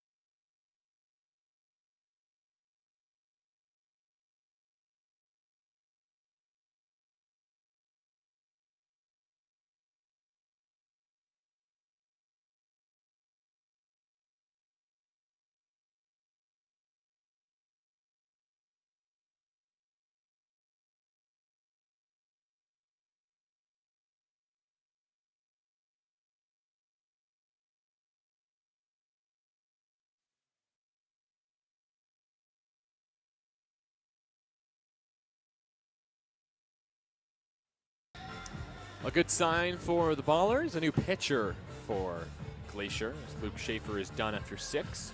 In the top of the 7th, we're tied at 3, and Glacier turns to Davis Pratt. Righty, 6'2", 205, 25 years old from Albuquerque, New Mexico. Last played with the Chicago Dogs of the American Association. I think his 8th appearance. He's got an 8.22 ERA in 7 2/3. 12 hits, 7 earned runs, 5 walks, 7 strikeouts. Tuesday against Oakland, went an inning and a third, 4 hits, 2 earned runs, a walk, and a strikeout. So they have faced Pratt before, and that was in a bit of a blowout. Ballers won that game 12-2, but Oakland had success against him in that 7th inning. Christian Almanza had an RBI single, Michael O'Hara had an RBI single, and he will face 9-1-2 here to start the 7th. Luke Schaefer goes 6, turns in a quality start. 7 hits, 3 runs, 2 earned. And no walks, 9 strikeouts. All 3 runs should be earned because the error by Mendoza did not cost a run. It did not result in a run because he scored on a homer. First pitch to Leahy is a strike, nothing in 1. So it should be 3 runs on 3 earned runs against Schaefer. First pitch strike from Pratt to Leahy. Leahy bounces it to second. Couple hops for Beard, who backs up, then throws to first after making the play. 1 down. Ground out for out number 1. Back to the top of the lineup, and no disrespect against Pratt, who's a good pitcher, I'm sure. This feels like where the Ballers need to strike, because in the bullpen warming up for Glacier is a lefty and Jacob Hasty. Well, they did get 2 against him on Thursday, but he's been good this year. Cobb takes away 1-0, but Hasty's got a 3.38 ERA, and Pratt has an 8.22. They're not going to see. Next to Cobb is a ball outside, 2-0. They're not going to see pitchers really with a higher ERA than Pratt anymore the rest of this game. And Pratt honestly might just be in to face Leahy and Cobb. They might go with a lefty in Hasty against Helmick. Next to Cobb, high and tight for a strike. So my best guess at this point is Pratt is merely in to face Leahy and Cobb, and then Pratt there. Well, that's confusing. There's a ball low and in, 3-1. The pitcher is Davis Pratt. The field manager is Todd Pratt. I probably should have asked about relation there. 3-1 pitch to Tremaine Cobb. And he swings and misses. It's 3-2. He got a fastball at 91, but whiffed. Cobb 1 for 3 today. 2 strikeouts, but singled his most recent time to the dish. What can he do here in a full count with 1 out? 3-3 game, top of the 7th. Pitch from Pratt, and Cobb flies it to center field. Lazily, Liniak drifts to it, makes the squeeze out in right center. 2 down. I don't see the other Pratt. That's Todd Pratt, the field manager for Glacier. He is not emerging from the dugout, so it looks like Pratt, the righty, will face Helmick, the lefty. And Helmick today is due. He's 0 for 3, 2 strikeouts in his last 2 plate appearances. And the first to Helmick is tight at 92, a ball and no strikes. Can Helmick find a way on for the Ballers in this 3-3 game? 2 outs, base is empty for Oakland. They have not scored since the 3rd. Pitch. Helmick bounces it foul. A couple hops before it hits off the front of the Oakland dugout, first base side, 1-1. Lose 4-game hit streak. Could be on the line here in this at-bat. However, he might still return to the plate in the 9th. Only time will tell. Helmick pops it foul off to the left out of play, and Davis Pratt is a pitch away from a 1-2-3 inning. Again, struggled a bit on Tuesday, giving up 4 hits and 2 earned runs. Did get Helmick to hit into a fielder's choice. Pitch outside, 2-2. 3 runs on 7 hits for Oakland, 3 runs on 8 hits for Glacier. Range Riders out hitting Oakland today in a tie game. Helmick trying to tie up the hit column here. Swings and misses at a breaking ball below the zone and strikes out for the 3rd time. Pratt with the 1-2-3 7th. We go to the bottom of the 7th. It's time to stretch. Tied at 3, Glacier and Oakland here from Kalispell on 860 AM The Answer.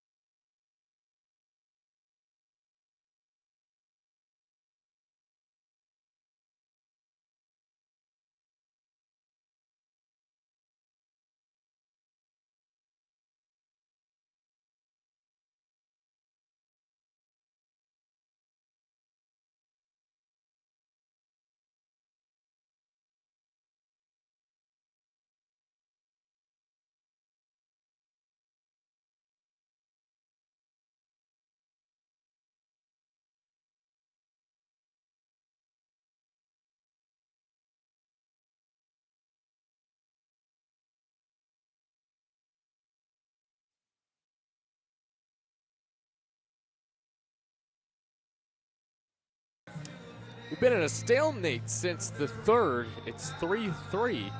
Ballers and Range Riders here from Kalispell, and on the hill for the 7th for the Ballers. It's a new pitcher. Psych, no it's not. It's Zach St. Pierre still. Gotcha. That's right. Zach attempting to complete 7 innings today, or at least give the Ballers an out or 2 in the 7th. Faces 8-9-1. So if he does make it through this inning, he'll have faced Lavari at least for a 4th time today. Mabry 0 for 2 today.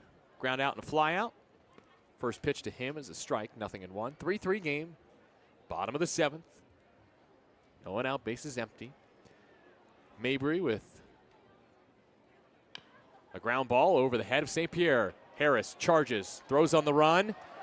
Not in time. Infield hit for Mabry. The son of John Mabry. Played for the A's in 2002. And he reaches on an infield hit. Just a lucky hit. 71 miles an hour, little chopper just over Zach St. Pierre. If that one was to Zach, he could have made the play. He's already made one athletic play in this game, but now it's the thorn in his side. It's Angel Mendoza, who's 2 for 2 today with 2 singles and a run scored. Mabry at first in a tie game. He goes on the first pitch, and it's a hit and run. Slow ground ball down the third base line. No play for Zach St. Pierre, who smartly eats the throw. Man, just a lucky swing. 2 back-to-back infield hits. This feels like the break that Glacier needs to finally win a ball game again. They have lost 5 in a row, and now they turn it over to the top of the lineup for Kenny Lavari. And what do you do with Zach St. Pierre at this point? He's done nothing wrong in this inning. Just 2 lucky hits. That one didn't even register as a hit. It didn't register an exit velo, so it was very slow. Infield pinched in, Lavari bunts, and bunts it foul, 0-1. With the go-ahead run at second here in the bottom of the 7th, Lavari really needs to get a bunt down, or at least somehow move these runners over. Mabry and Mendoza have both singled. They are at second and first, respectively. It is a 3-3 game between Glacier and Oakland in the bottom of the 7th. Lefty Lavari shows bunt again. St. Pierre looks towards second and fires, and that's a perfect bunt right in front of home. Lozano can only throw to first, and his throw is a little offline, but Harris keeps the bag and looks a little shaken up on the play. He had to do the splits to get that baseball, and he'll walk the ball back to St. Pierre. 1 down. It's a successful sacrifice from Kenny Lavari.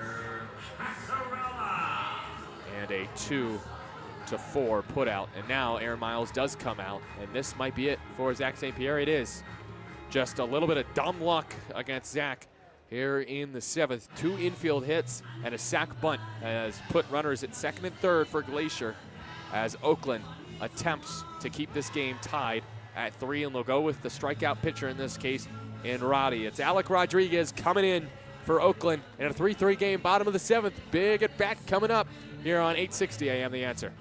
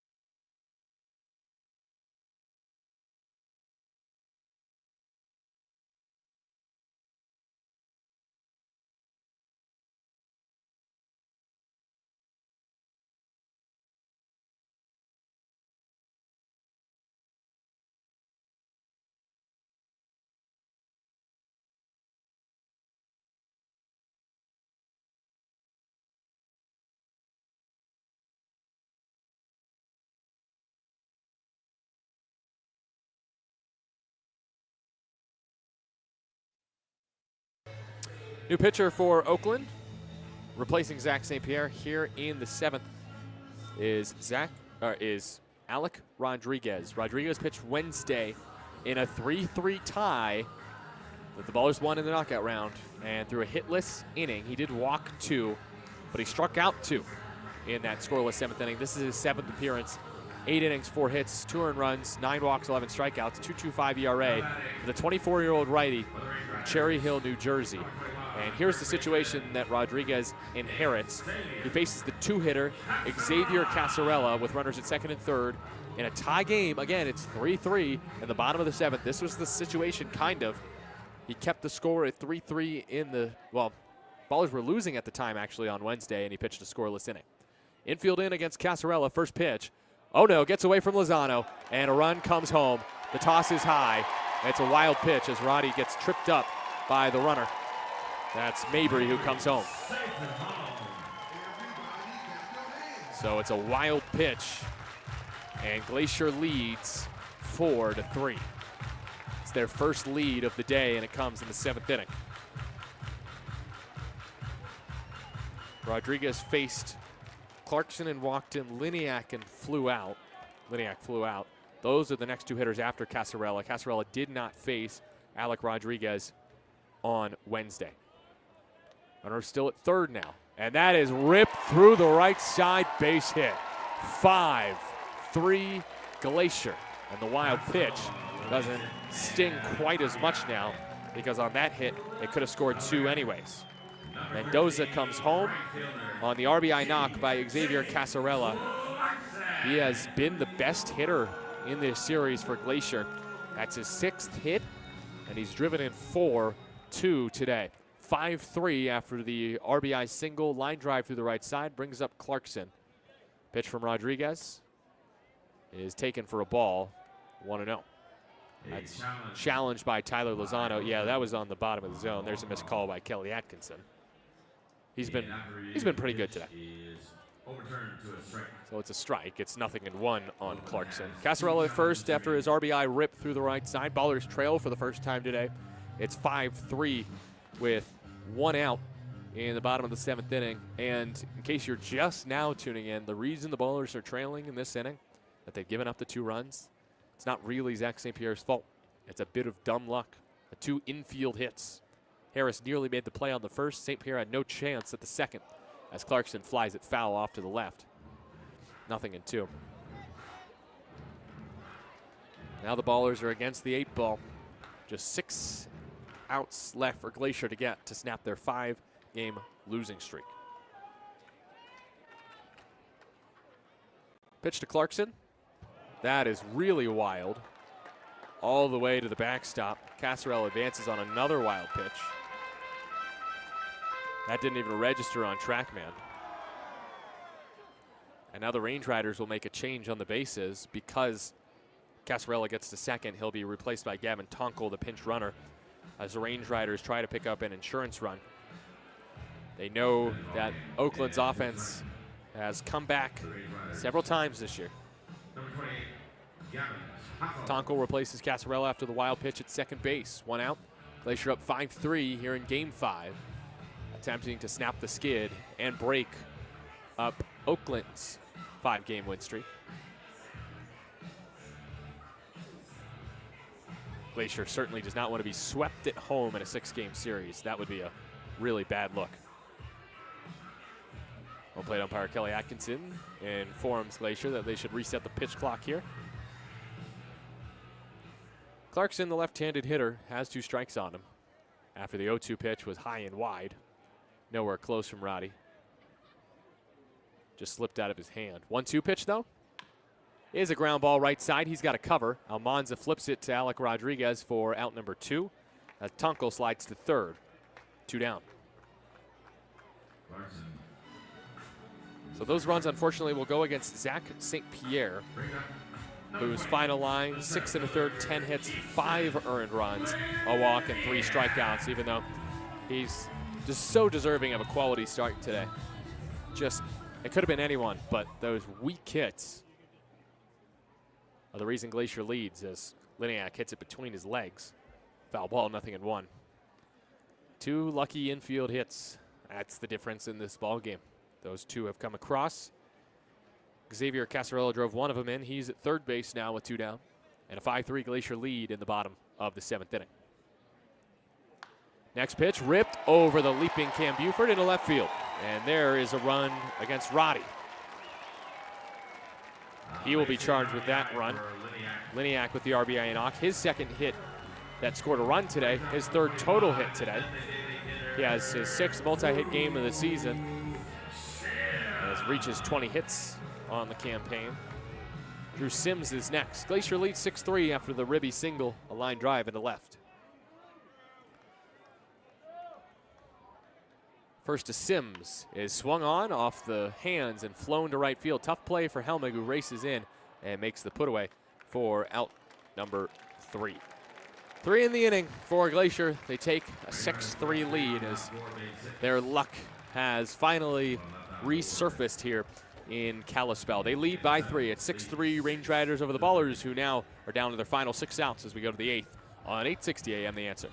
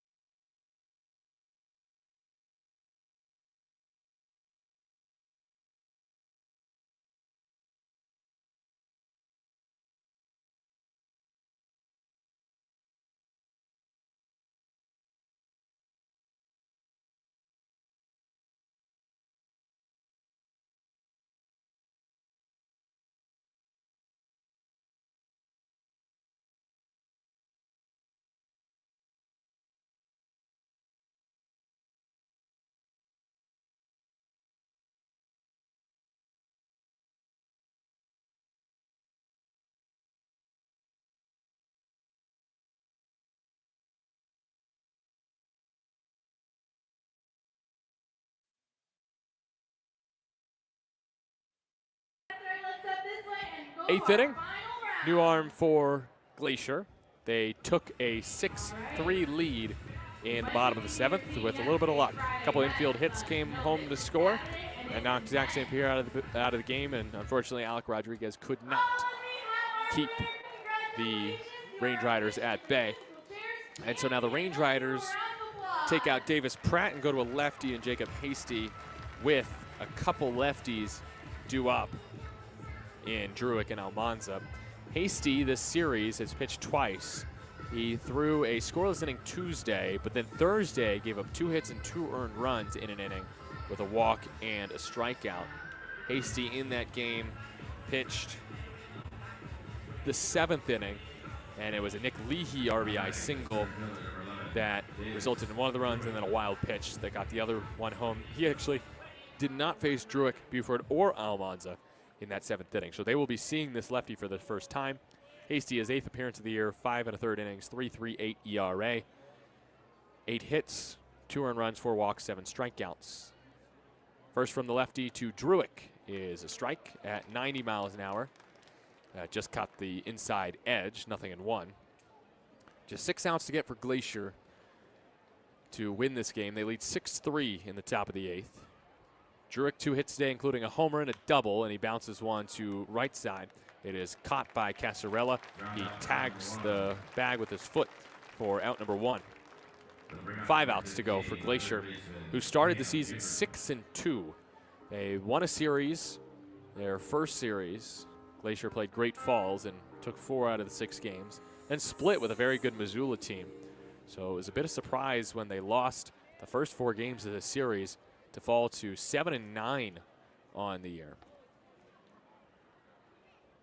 First to Buford, powered in for a strike outside half, 0-1. Glacier 7 losses in their last 8 games entering today, and 5 in a row. They were bound for some luck, and they got it in the 7th. Buford takes low for a ball, 1-1. And that makes tomorrow's game more crucial. If Glacier can pull out the win here, the Ballers would like to take 5 out of 6 while they can. Pitch. Buford takes high and away. 2-1. With the way that especially Idaho Falls keeps winning, the Ballers need to keep winning themselves. Rocky Mountain keeps winning, but they'll get a chance to play Rocky Mountain at the end of the first half in a month. Buford taps one off his foot and then jumps around after hurting himself there, but he's okay. 2-2. But also, the High Wheelers are pretty darn good. Missoula, Ballers face them next. They're tied with Missoula, tied for third in the league at this point, Oakland. Although they'll fall to fourth with a loss tonight because Missoula is, if they haven't won again already tonight, they're going to against Great Falls. Bottom of the eighth, it's 9-0. 2-2 pitch from the lefty Hasty to the righty Buford. Low. Ballers need base runners. Buford would love a walk here. He's reached twice tonight. He's 2 for 3 with a couple singles. One was an infield hit. Couple homers this game for Oakland. Druick and Lozano haven't scored since, though. That was the third inning, that second homer. Buford sounded like he broke his bat maybe there. Rolled it to first, and it's the second straight put out by Casarella himself to start the eighth inning. Glacier 4 outs away from a win. Christian Almanza next. 0 for 3 today. And Aaron Miles is going to take him out because of that and give Daryl Buggs a plate appearance. With that lefty-lefty matchup, Buggs gets a crack.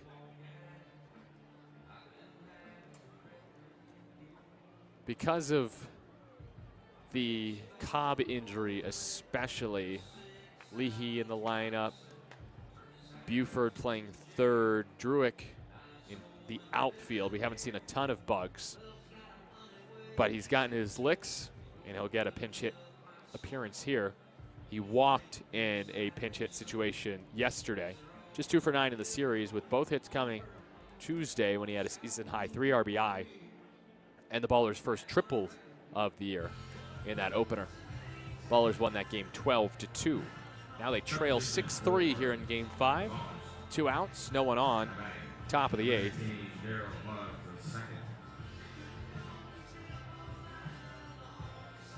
Buggs hitting in place of Almanza, who is 0 for 3 today, to give the Ballers the matchup advantage. Almanza obviously more power than Buggs, but it's about getting on base. Let's see if Daryl can find a way on here. Rest the bat on the right shoulder. First from Hasty. And Buggs takes low. Good hold there on a fastball south of the zone. Buggs, the former UAB Blazer. Birthday in a couple days. Chops that foul. Born on June 9th. He will be turning 23. The Atlanta native. Just hit a foul ball. Now it's 1-1. And the next from Hasty. Buggs takes off the plate. 2-1. He has only walked a couple times compared to 11 strikeouts this year. Gotten off to a bit of a slow start, hitting just .258. But has plenty of speed and plays a solid center field for Oakland.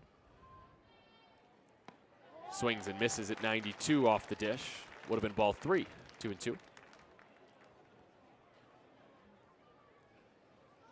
Stands at the back of the box. Circles the bat in front of him. As Hasty, the lefty, hunts for a 1-2-3 frame. His 2-2 pitch with 2 outs is jacked to center field, but that will hold up for, no! Liniak misplayed it, and it rolls to the wall, but Buggs trips rounding first. He could still get third if he wants it, and he is gunning for 3. He slides in with no throw despite falling on the way to second. He's holding his helmet. He just punched the turf because I think he could have scored with an inside-the-park home run. But sometimes the turf monster just gets you, quite literally here, when it is an all-turf field. And that'll be it for Hasty as Todd Pratt comes out to remove his reliever. Glacier making a change on the hill. When you return, we'll tell you who it is. 2 outs, runner at third, Buggs with the triple here in the eighth. And Hasty faces just 3 batters, 6-3 the lead for the Range Riders here in the top of the eighth inning rather, and Harris due up.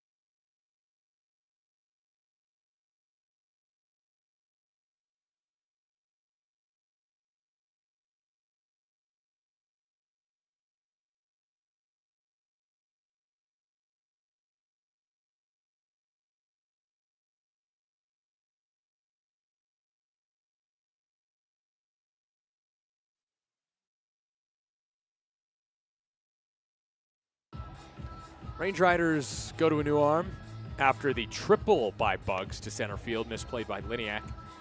Danny Harris will bat with 2 outs and a runner on third. Ballers trailing 6-3 in the top of the 8th. Nick Zegna makes his second appearance. He got roughed up a bit on Thursday. 2 hits, 2 innings, 5 hits, 2 earned runs, and a strikeout. He's got a 3 ERA. He had not allowed an earned run prior to his 5th appearance of the season, Thursday against Oakland. This is his 6th appearance. He's got 2 saves, 6 innings, 8 hits, 2 earned runs, no walks, 5 strikeouts. He'll go for a 4-out save likely tonight. First to Harris is a called strike, 0-1. Zegna, the 3rd-year Range Rider.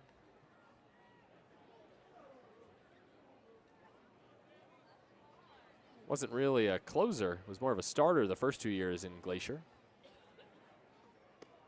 Misses high and away there.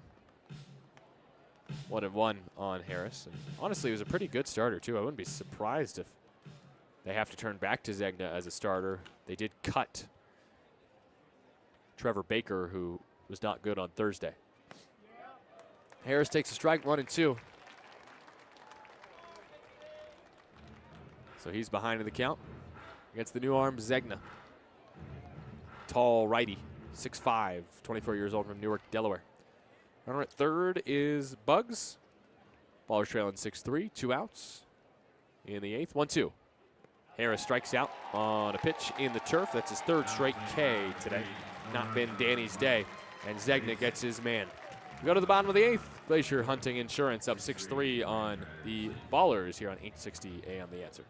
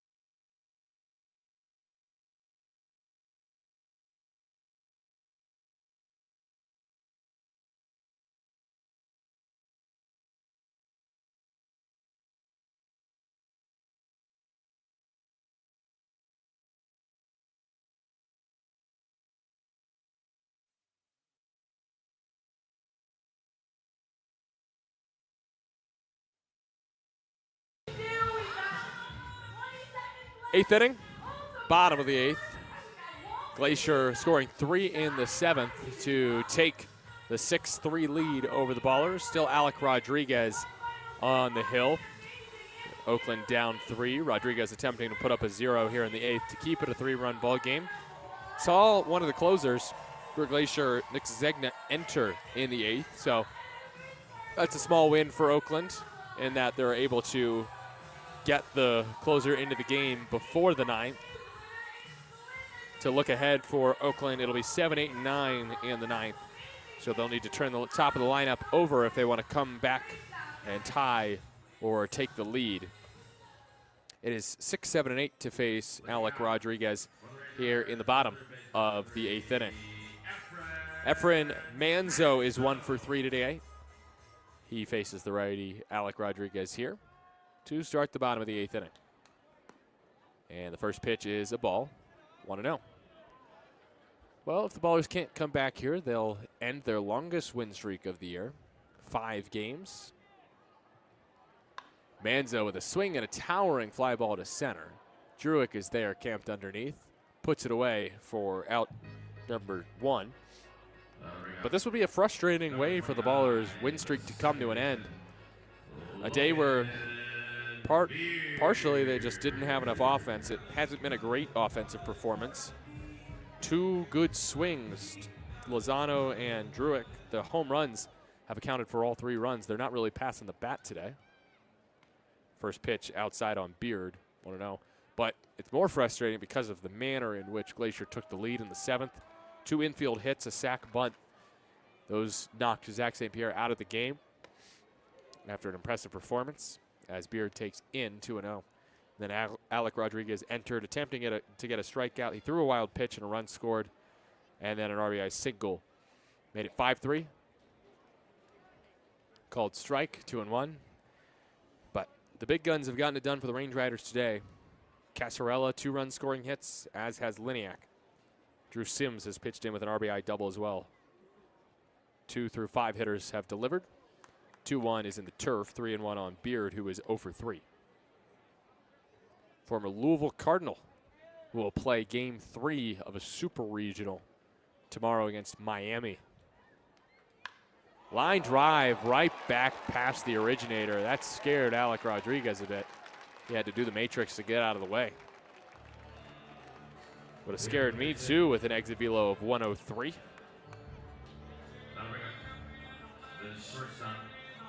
JT Mabry next. 6-3 Oakland trails Glacier here in the bottom of the 8th inning. One out runner on first for Mabry, who's been productive today, kind of, I guess. He's 1 for 3, but his single in the 7th led off the frame, and he scored on a wild pitch. Son of John Mabry. Pitch high and away, 1-0. Mabry, the former Oakland Athletic, back in 2002. Had the best year of his career there. Mabry, a 14-year Major League vet. Mabry, JT's dad, now has a new job, as that's popped into right field. Helmig looks like he has it played. He calls off Danny Harris and makes the catch, 2 down. But the Baltimore Orioles just hired John Mabry anyways on Friday. Not this Friday, but last Friday, so 8 days ago, to serve as senior advisor to the Major League coaching staff, adding a veteran voice to a group that has been led by their interim manager, Tony Manfilino, for a little more than 2 weeks. Mabry was born in Wilmington, Delaware. That's JT's dad. But went to high school in Maryland, Chesapeake City. Check on first, runners back, standing up. So Mabry flies out for the second out of the inning. Roddy trying to put up a 0 here in the 8th. Mendoza's 3 for 3. Go figure. But pops this one up into shallow center. Harris out. Druick in. It's Harris, the second baseman, who makes the squeeze in shallow right center for out number 3. 1 hit, a Logan Beard single with 1 out, but he's stranded. We go to the 9th. Ballers need 3 to tie, 4 to take the lead here from Kalispell on 860 AM The Answer.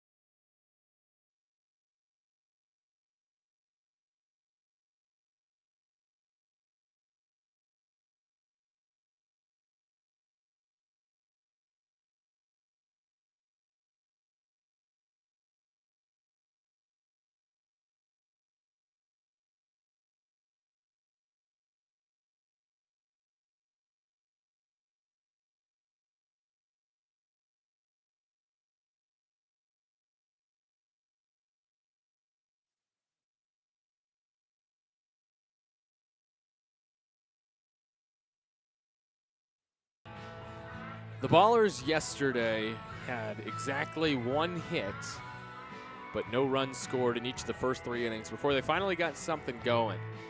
They had a homer in the 4th. They got 5 hits finally in the 5th, and that would be all they needed in a 5-2 win. Well, today they had the home runs early in the 2nd and 3rd to take the lead 3-0, but then Glacier would tie it, and since then, 5th, 6th, and 8th, just like 1, 2, and 3 yesterday. 1 hit exactly, and no runs in those innings, and hitless in the 7th and 4th.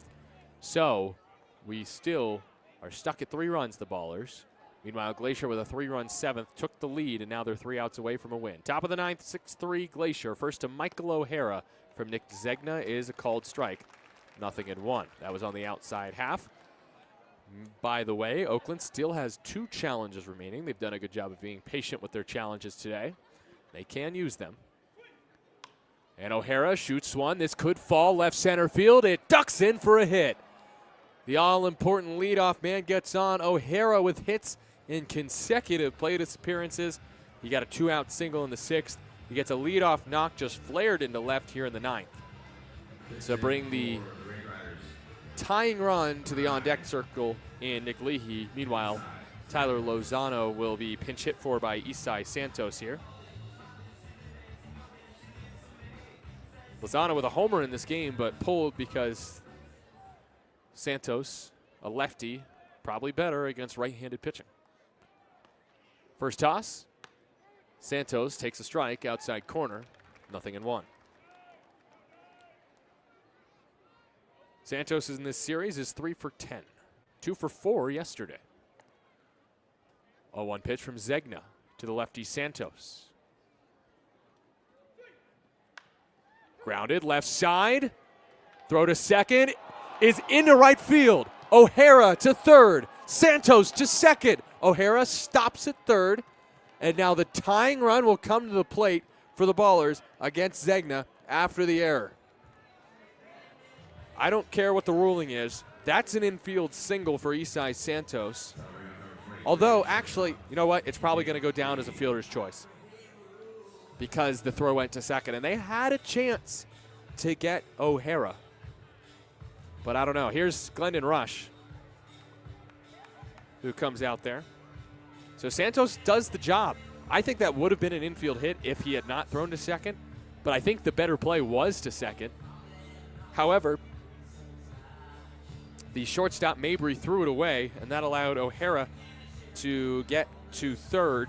Santos is at second, and now here's Nick Leahy, who is 0 for 3 today. And what a moment this could be after he was denied a homer in the 4th inning yesterday to right field. If he could get into one here and tie the game with a swing, man, that would be something special for Leahy. Tying run at the plate with nobody out. Second and third for the Ballers in the 9th. 6-3 Glacier leads. Pitch.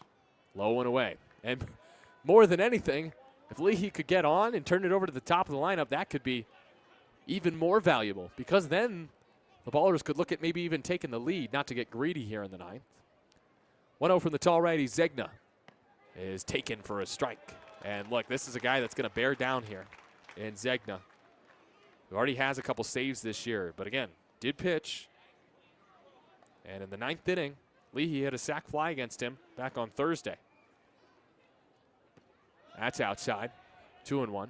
You almost question the decision to pull Tyler Lozano, who doubled off of Zegna back on Thursday, but it pays off because Santos, who had a ground out and an RBI against Zegna in that game on Thursday, comes through. 2-1 pitch coming. Leahy takes in and nearly hit him at 93, and he's maybe thinking he should have worn it, but it is 3-1 all the same. If this is a close pitch and he takes it, he should use the challenge here. Ballers trying to come back and spoil Glacier's hopes at ending their 5-game losing streak. 3-1 pitch coming from Zegna to Leahy. Taken for a strike at 94, base of the zone. I think Leahy probably should have challenged that because it was on the edge. He would have been incorrect, though, so it's a good thing he didn't because it did just clip the bottom of the zone, and now the count is full. Zegna hoping for a big first out. The righty from the stretch with runners at second and third. Kicks and fires, and Leahy swings and misses at the breaking ball. Strike 3, 1 down. But here comes Tremaine Cobb Jr., who was 1 for 4 in this game with 2 strikeouts. But what a return this would be for Trey if he could do something here. 4-game hit streak, injured on Tuesday, missed the next 3 games, back today. Could he get on with 1 out in the 9th? Ballers trailing 6-3. First pitch, another breaking ball, in for a strike, bottom of the zone, 0-1. Cobb did not face Zegna on Thursday. He was hurt. Second and third, O'Hara and Santos. Next is outside, called a strike. Cobb challenges as he should, but that is a strike. It's a nice pitch by Zegna on the outer edge, and Oakland has 1 challenge remaining. The pitch is a confirmed strike. Oakland has 1 challenge remaining. Lou Helmig on deck. Cobb trying to make sure that he's not the potential last out. Runners at second and third for Oakland. After the leadoff single by O'Hara, then the fielder's choice, and Santos grounded to the left side of the infield. 0-2, Zegna way ahead. Cobb could be expecting the breaking ball here. He gets it, and he takes it in the turf, 1-2.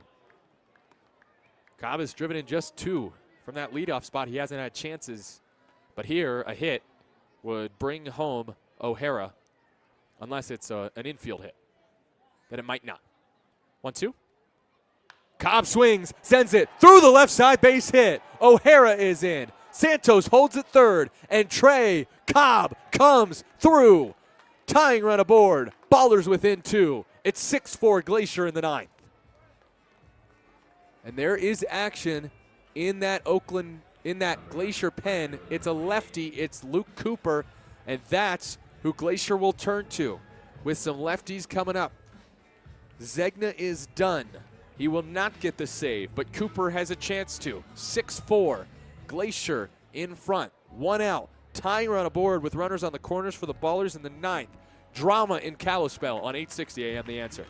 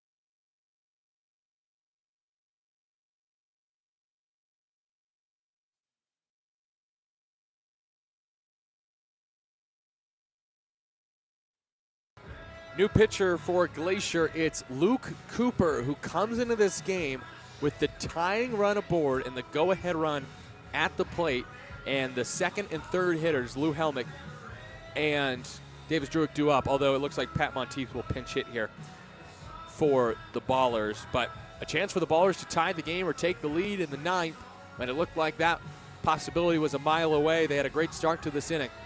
And now it's after the RBI single by Cobb, him at first, and Santos at third. Men in the corners for Pat Monteith against the lefty, Luke Cooper. Monteith against Cooper. Lefty pitcher, righty batter. First pitch, Monteith takes low and in for a ball.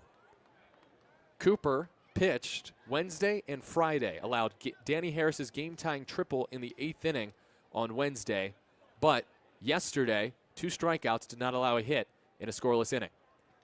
Monteith takes a strike, 1-1.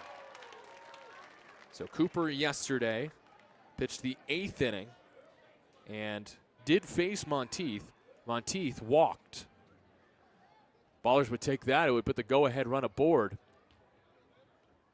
Next pitch low and in, it's 2-1. It would also move the tying run into scoring position, which is Cobb. Cooper making his 9th appearance. He's 2-0 with a 2.53 ERA, 10 2/3, 9 hits, 3 earned runs, 3 walks, 14 Ks. He's got great stuff. 2-1 pitch to Pat. And Monteith takes in the turf. It's 3-1. Will he see something to hit here? I would assume so, with Davis Druick on deck, who already has homered in this game. Ballers attempting to create some Oakland magic here in Kalispell. They want their 6th straight win. The 3-1 pitch to Pat Monteith.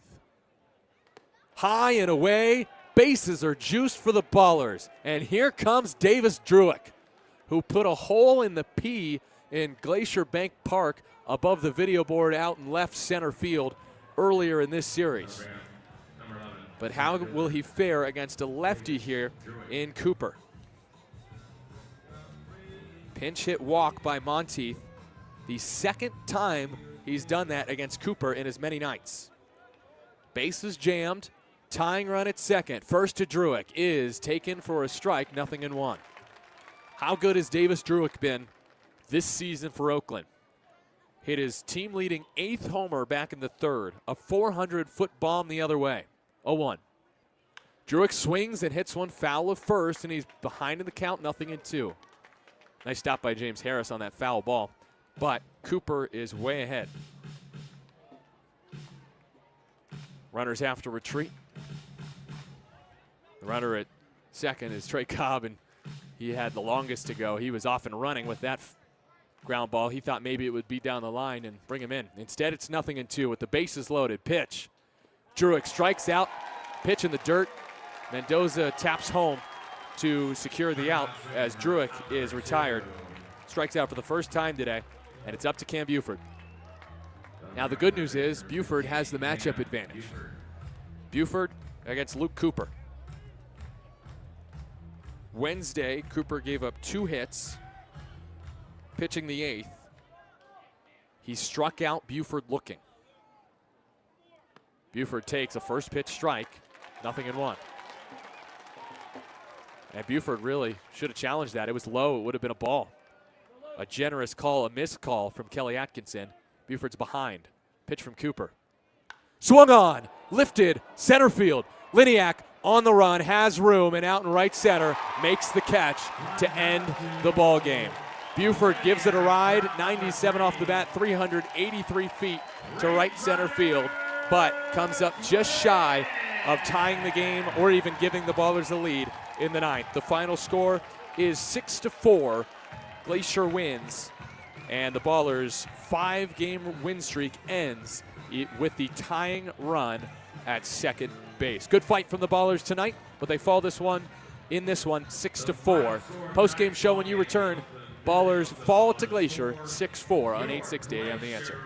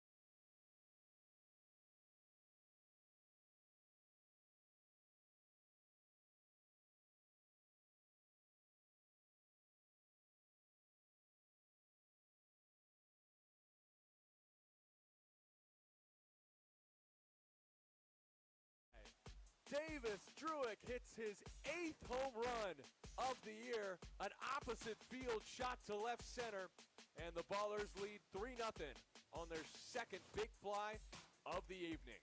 Next to Casarella, that's what I'm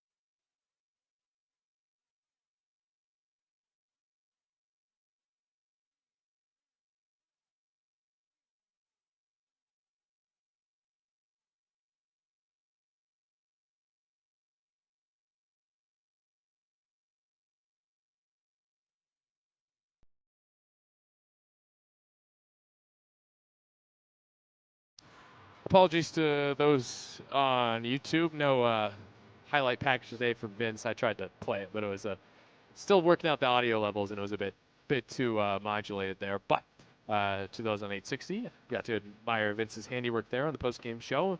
After the Ballers fall to Glacier, 6-4 in Kalispell, ending their 5-game win streak. I'm Nevada Cullen with Vince back in our 860 AM The Answer studio. Thank you for tuning in on this Saturday evening. It'll be an early start tomorrow, 12 o'clock noon air time here on 860 AM The Answer. So the Ballers fall 6-4, and it was a pretty good game. I think both teams played well. Ballers played error-free baseball again. That's always a good sign. It was the Ballers who struck first, though, and they'll probably feel hard done by. They didn't come out with a dub in this game. They start hot with a 2-run homer by Tyler Lozano in the second, his first of the year. Then Davis Druitt goes yard in the third to make it 3-0 Ballers, but they wouldn't score again until the ninth. Glacier with 3 in the third inning. RBI knocks from Casarella, Liniak, and Sims against Zach St. Pierre to tie the game. Neither team would score until the seventh.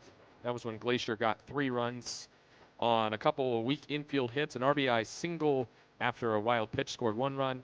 Casarella brought in the second run of the inning, and Liniak had his second RBI hit in the ballgame, his third total hit of the game, to make it 6-3.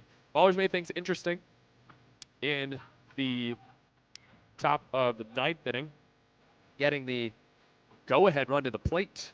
O'Hara with a single. Santos reached down a fielder's choice. Leahy struck out, but then Cobb had an RBI single, and then Monteith walked to load the bases against the new pitcher, Luke Cooper. They had to use 2 closers to close this game, as Cooper picks up his first save of the year by getting Druitt to strike out, and then Buford to fly out deep to center field. And if Liniak doesn't make that play, then Buford maybe gives the Ballers the lead in the ninth, which would have been insane to come into the ninth trailing by 3 and then come back and take the lead 7-6. Instead, it finishes 6-4, and the win, I believe, with Glacier taking the lead in the 7th inning, the win should go to Davis Pratt. It was wrongfully awarded to Luke Schaefer, and also Zach St. Pierre was wrongfully given the loss. I believe it should be Alec Rodriguez, who falls to 0-1, while Pratt picks up his first win of the year to go to 1-0. Cooper gets his first save. This game was the shortest yet. It only took 2 hours and 22 minutes. I think I did that math right. And finished up at 9:31 local time, 8:31 back in the Bay. It was a warm day. Game time temperature started at 83, fell into the low 70s on a partly cloudy day in Kalispell.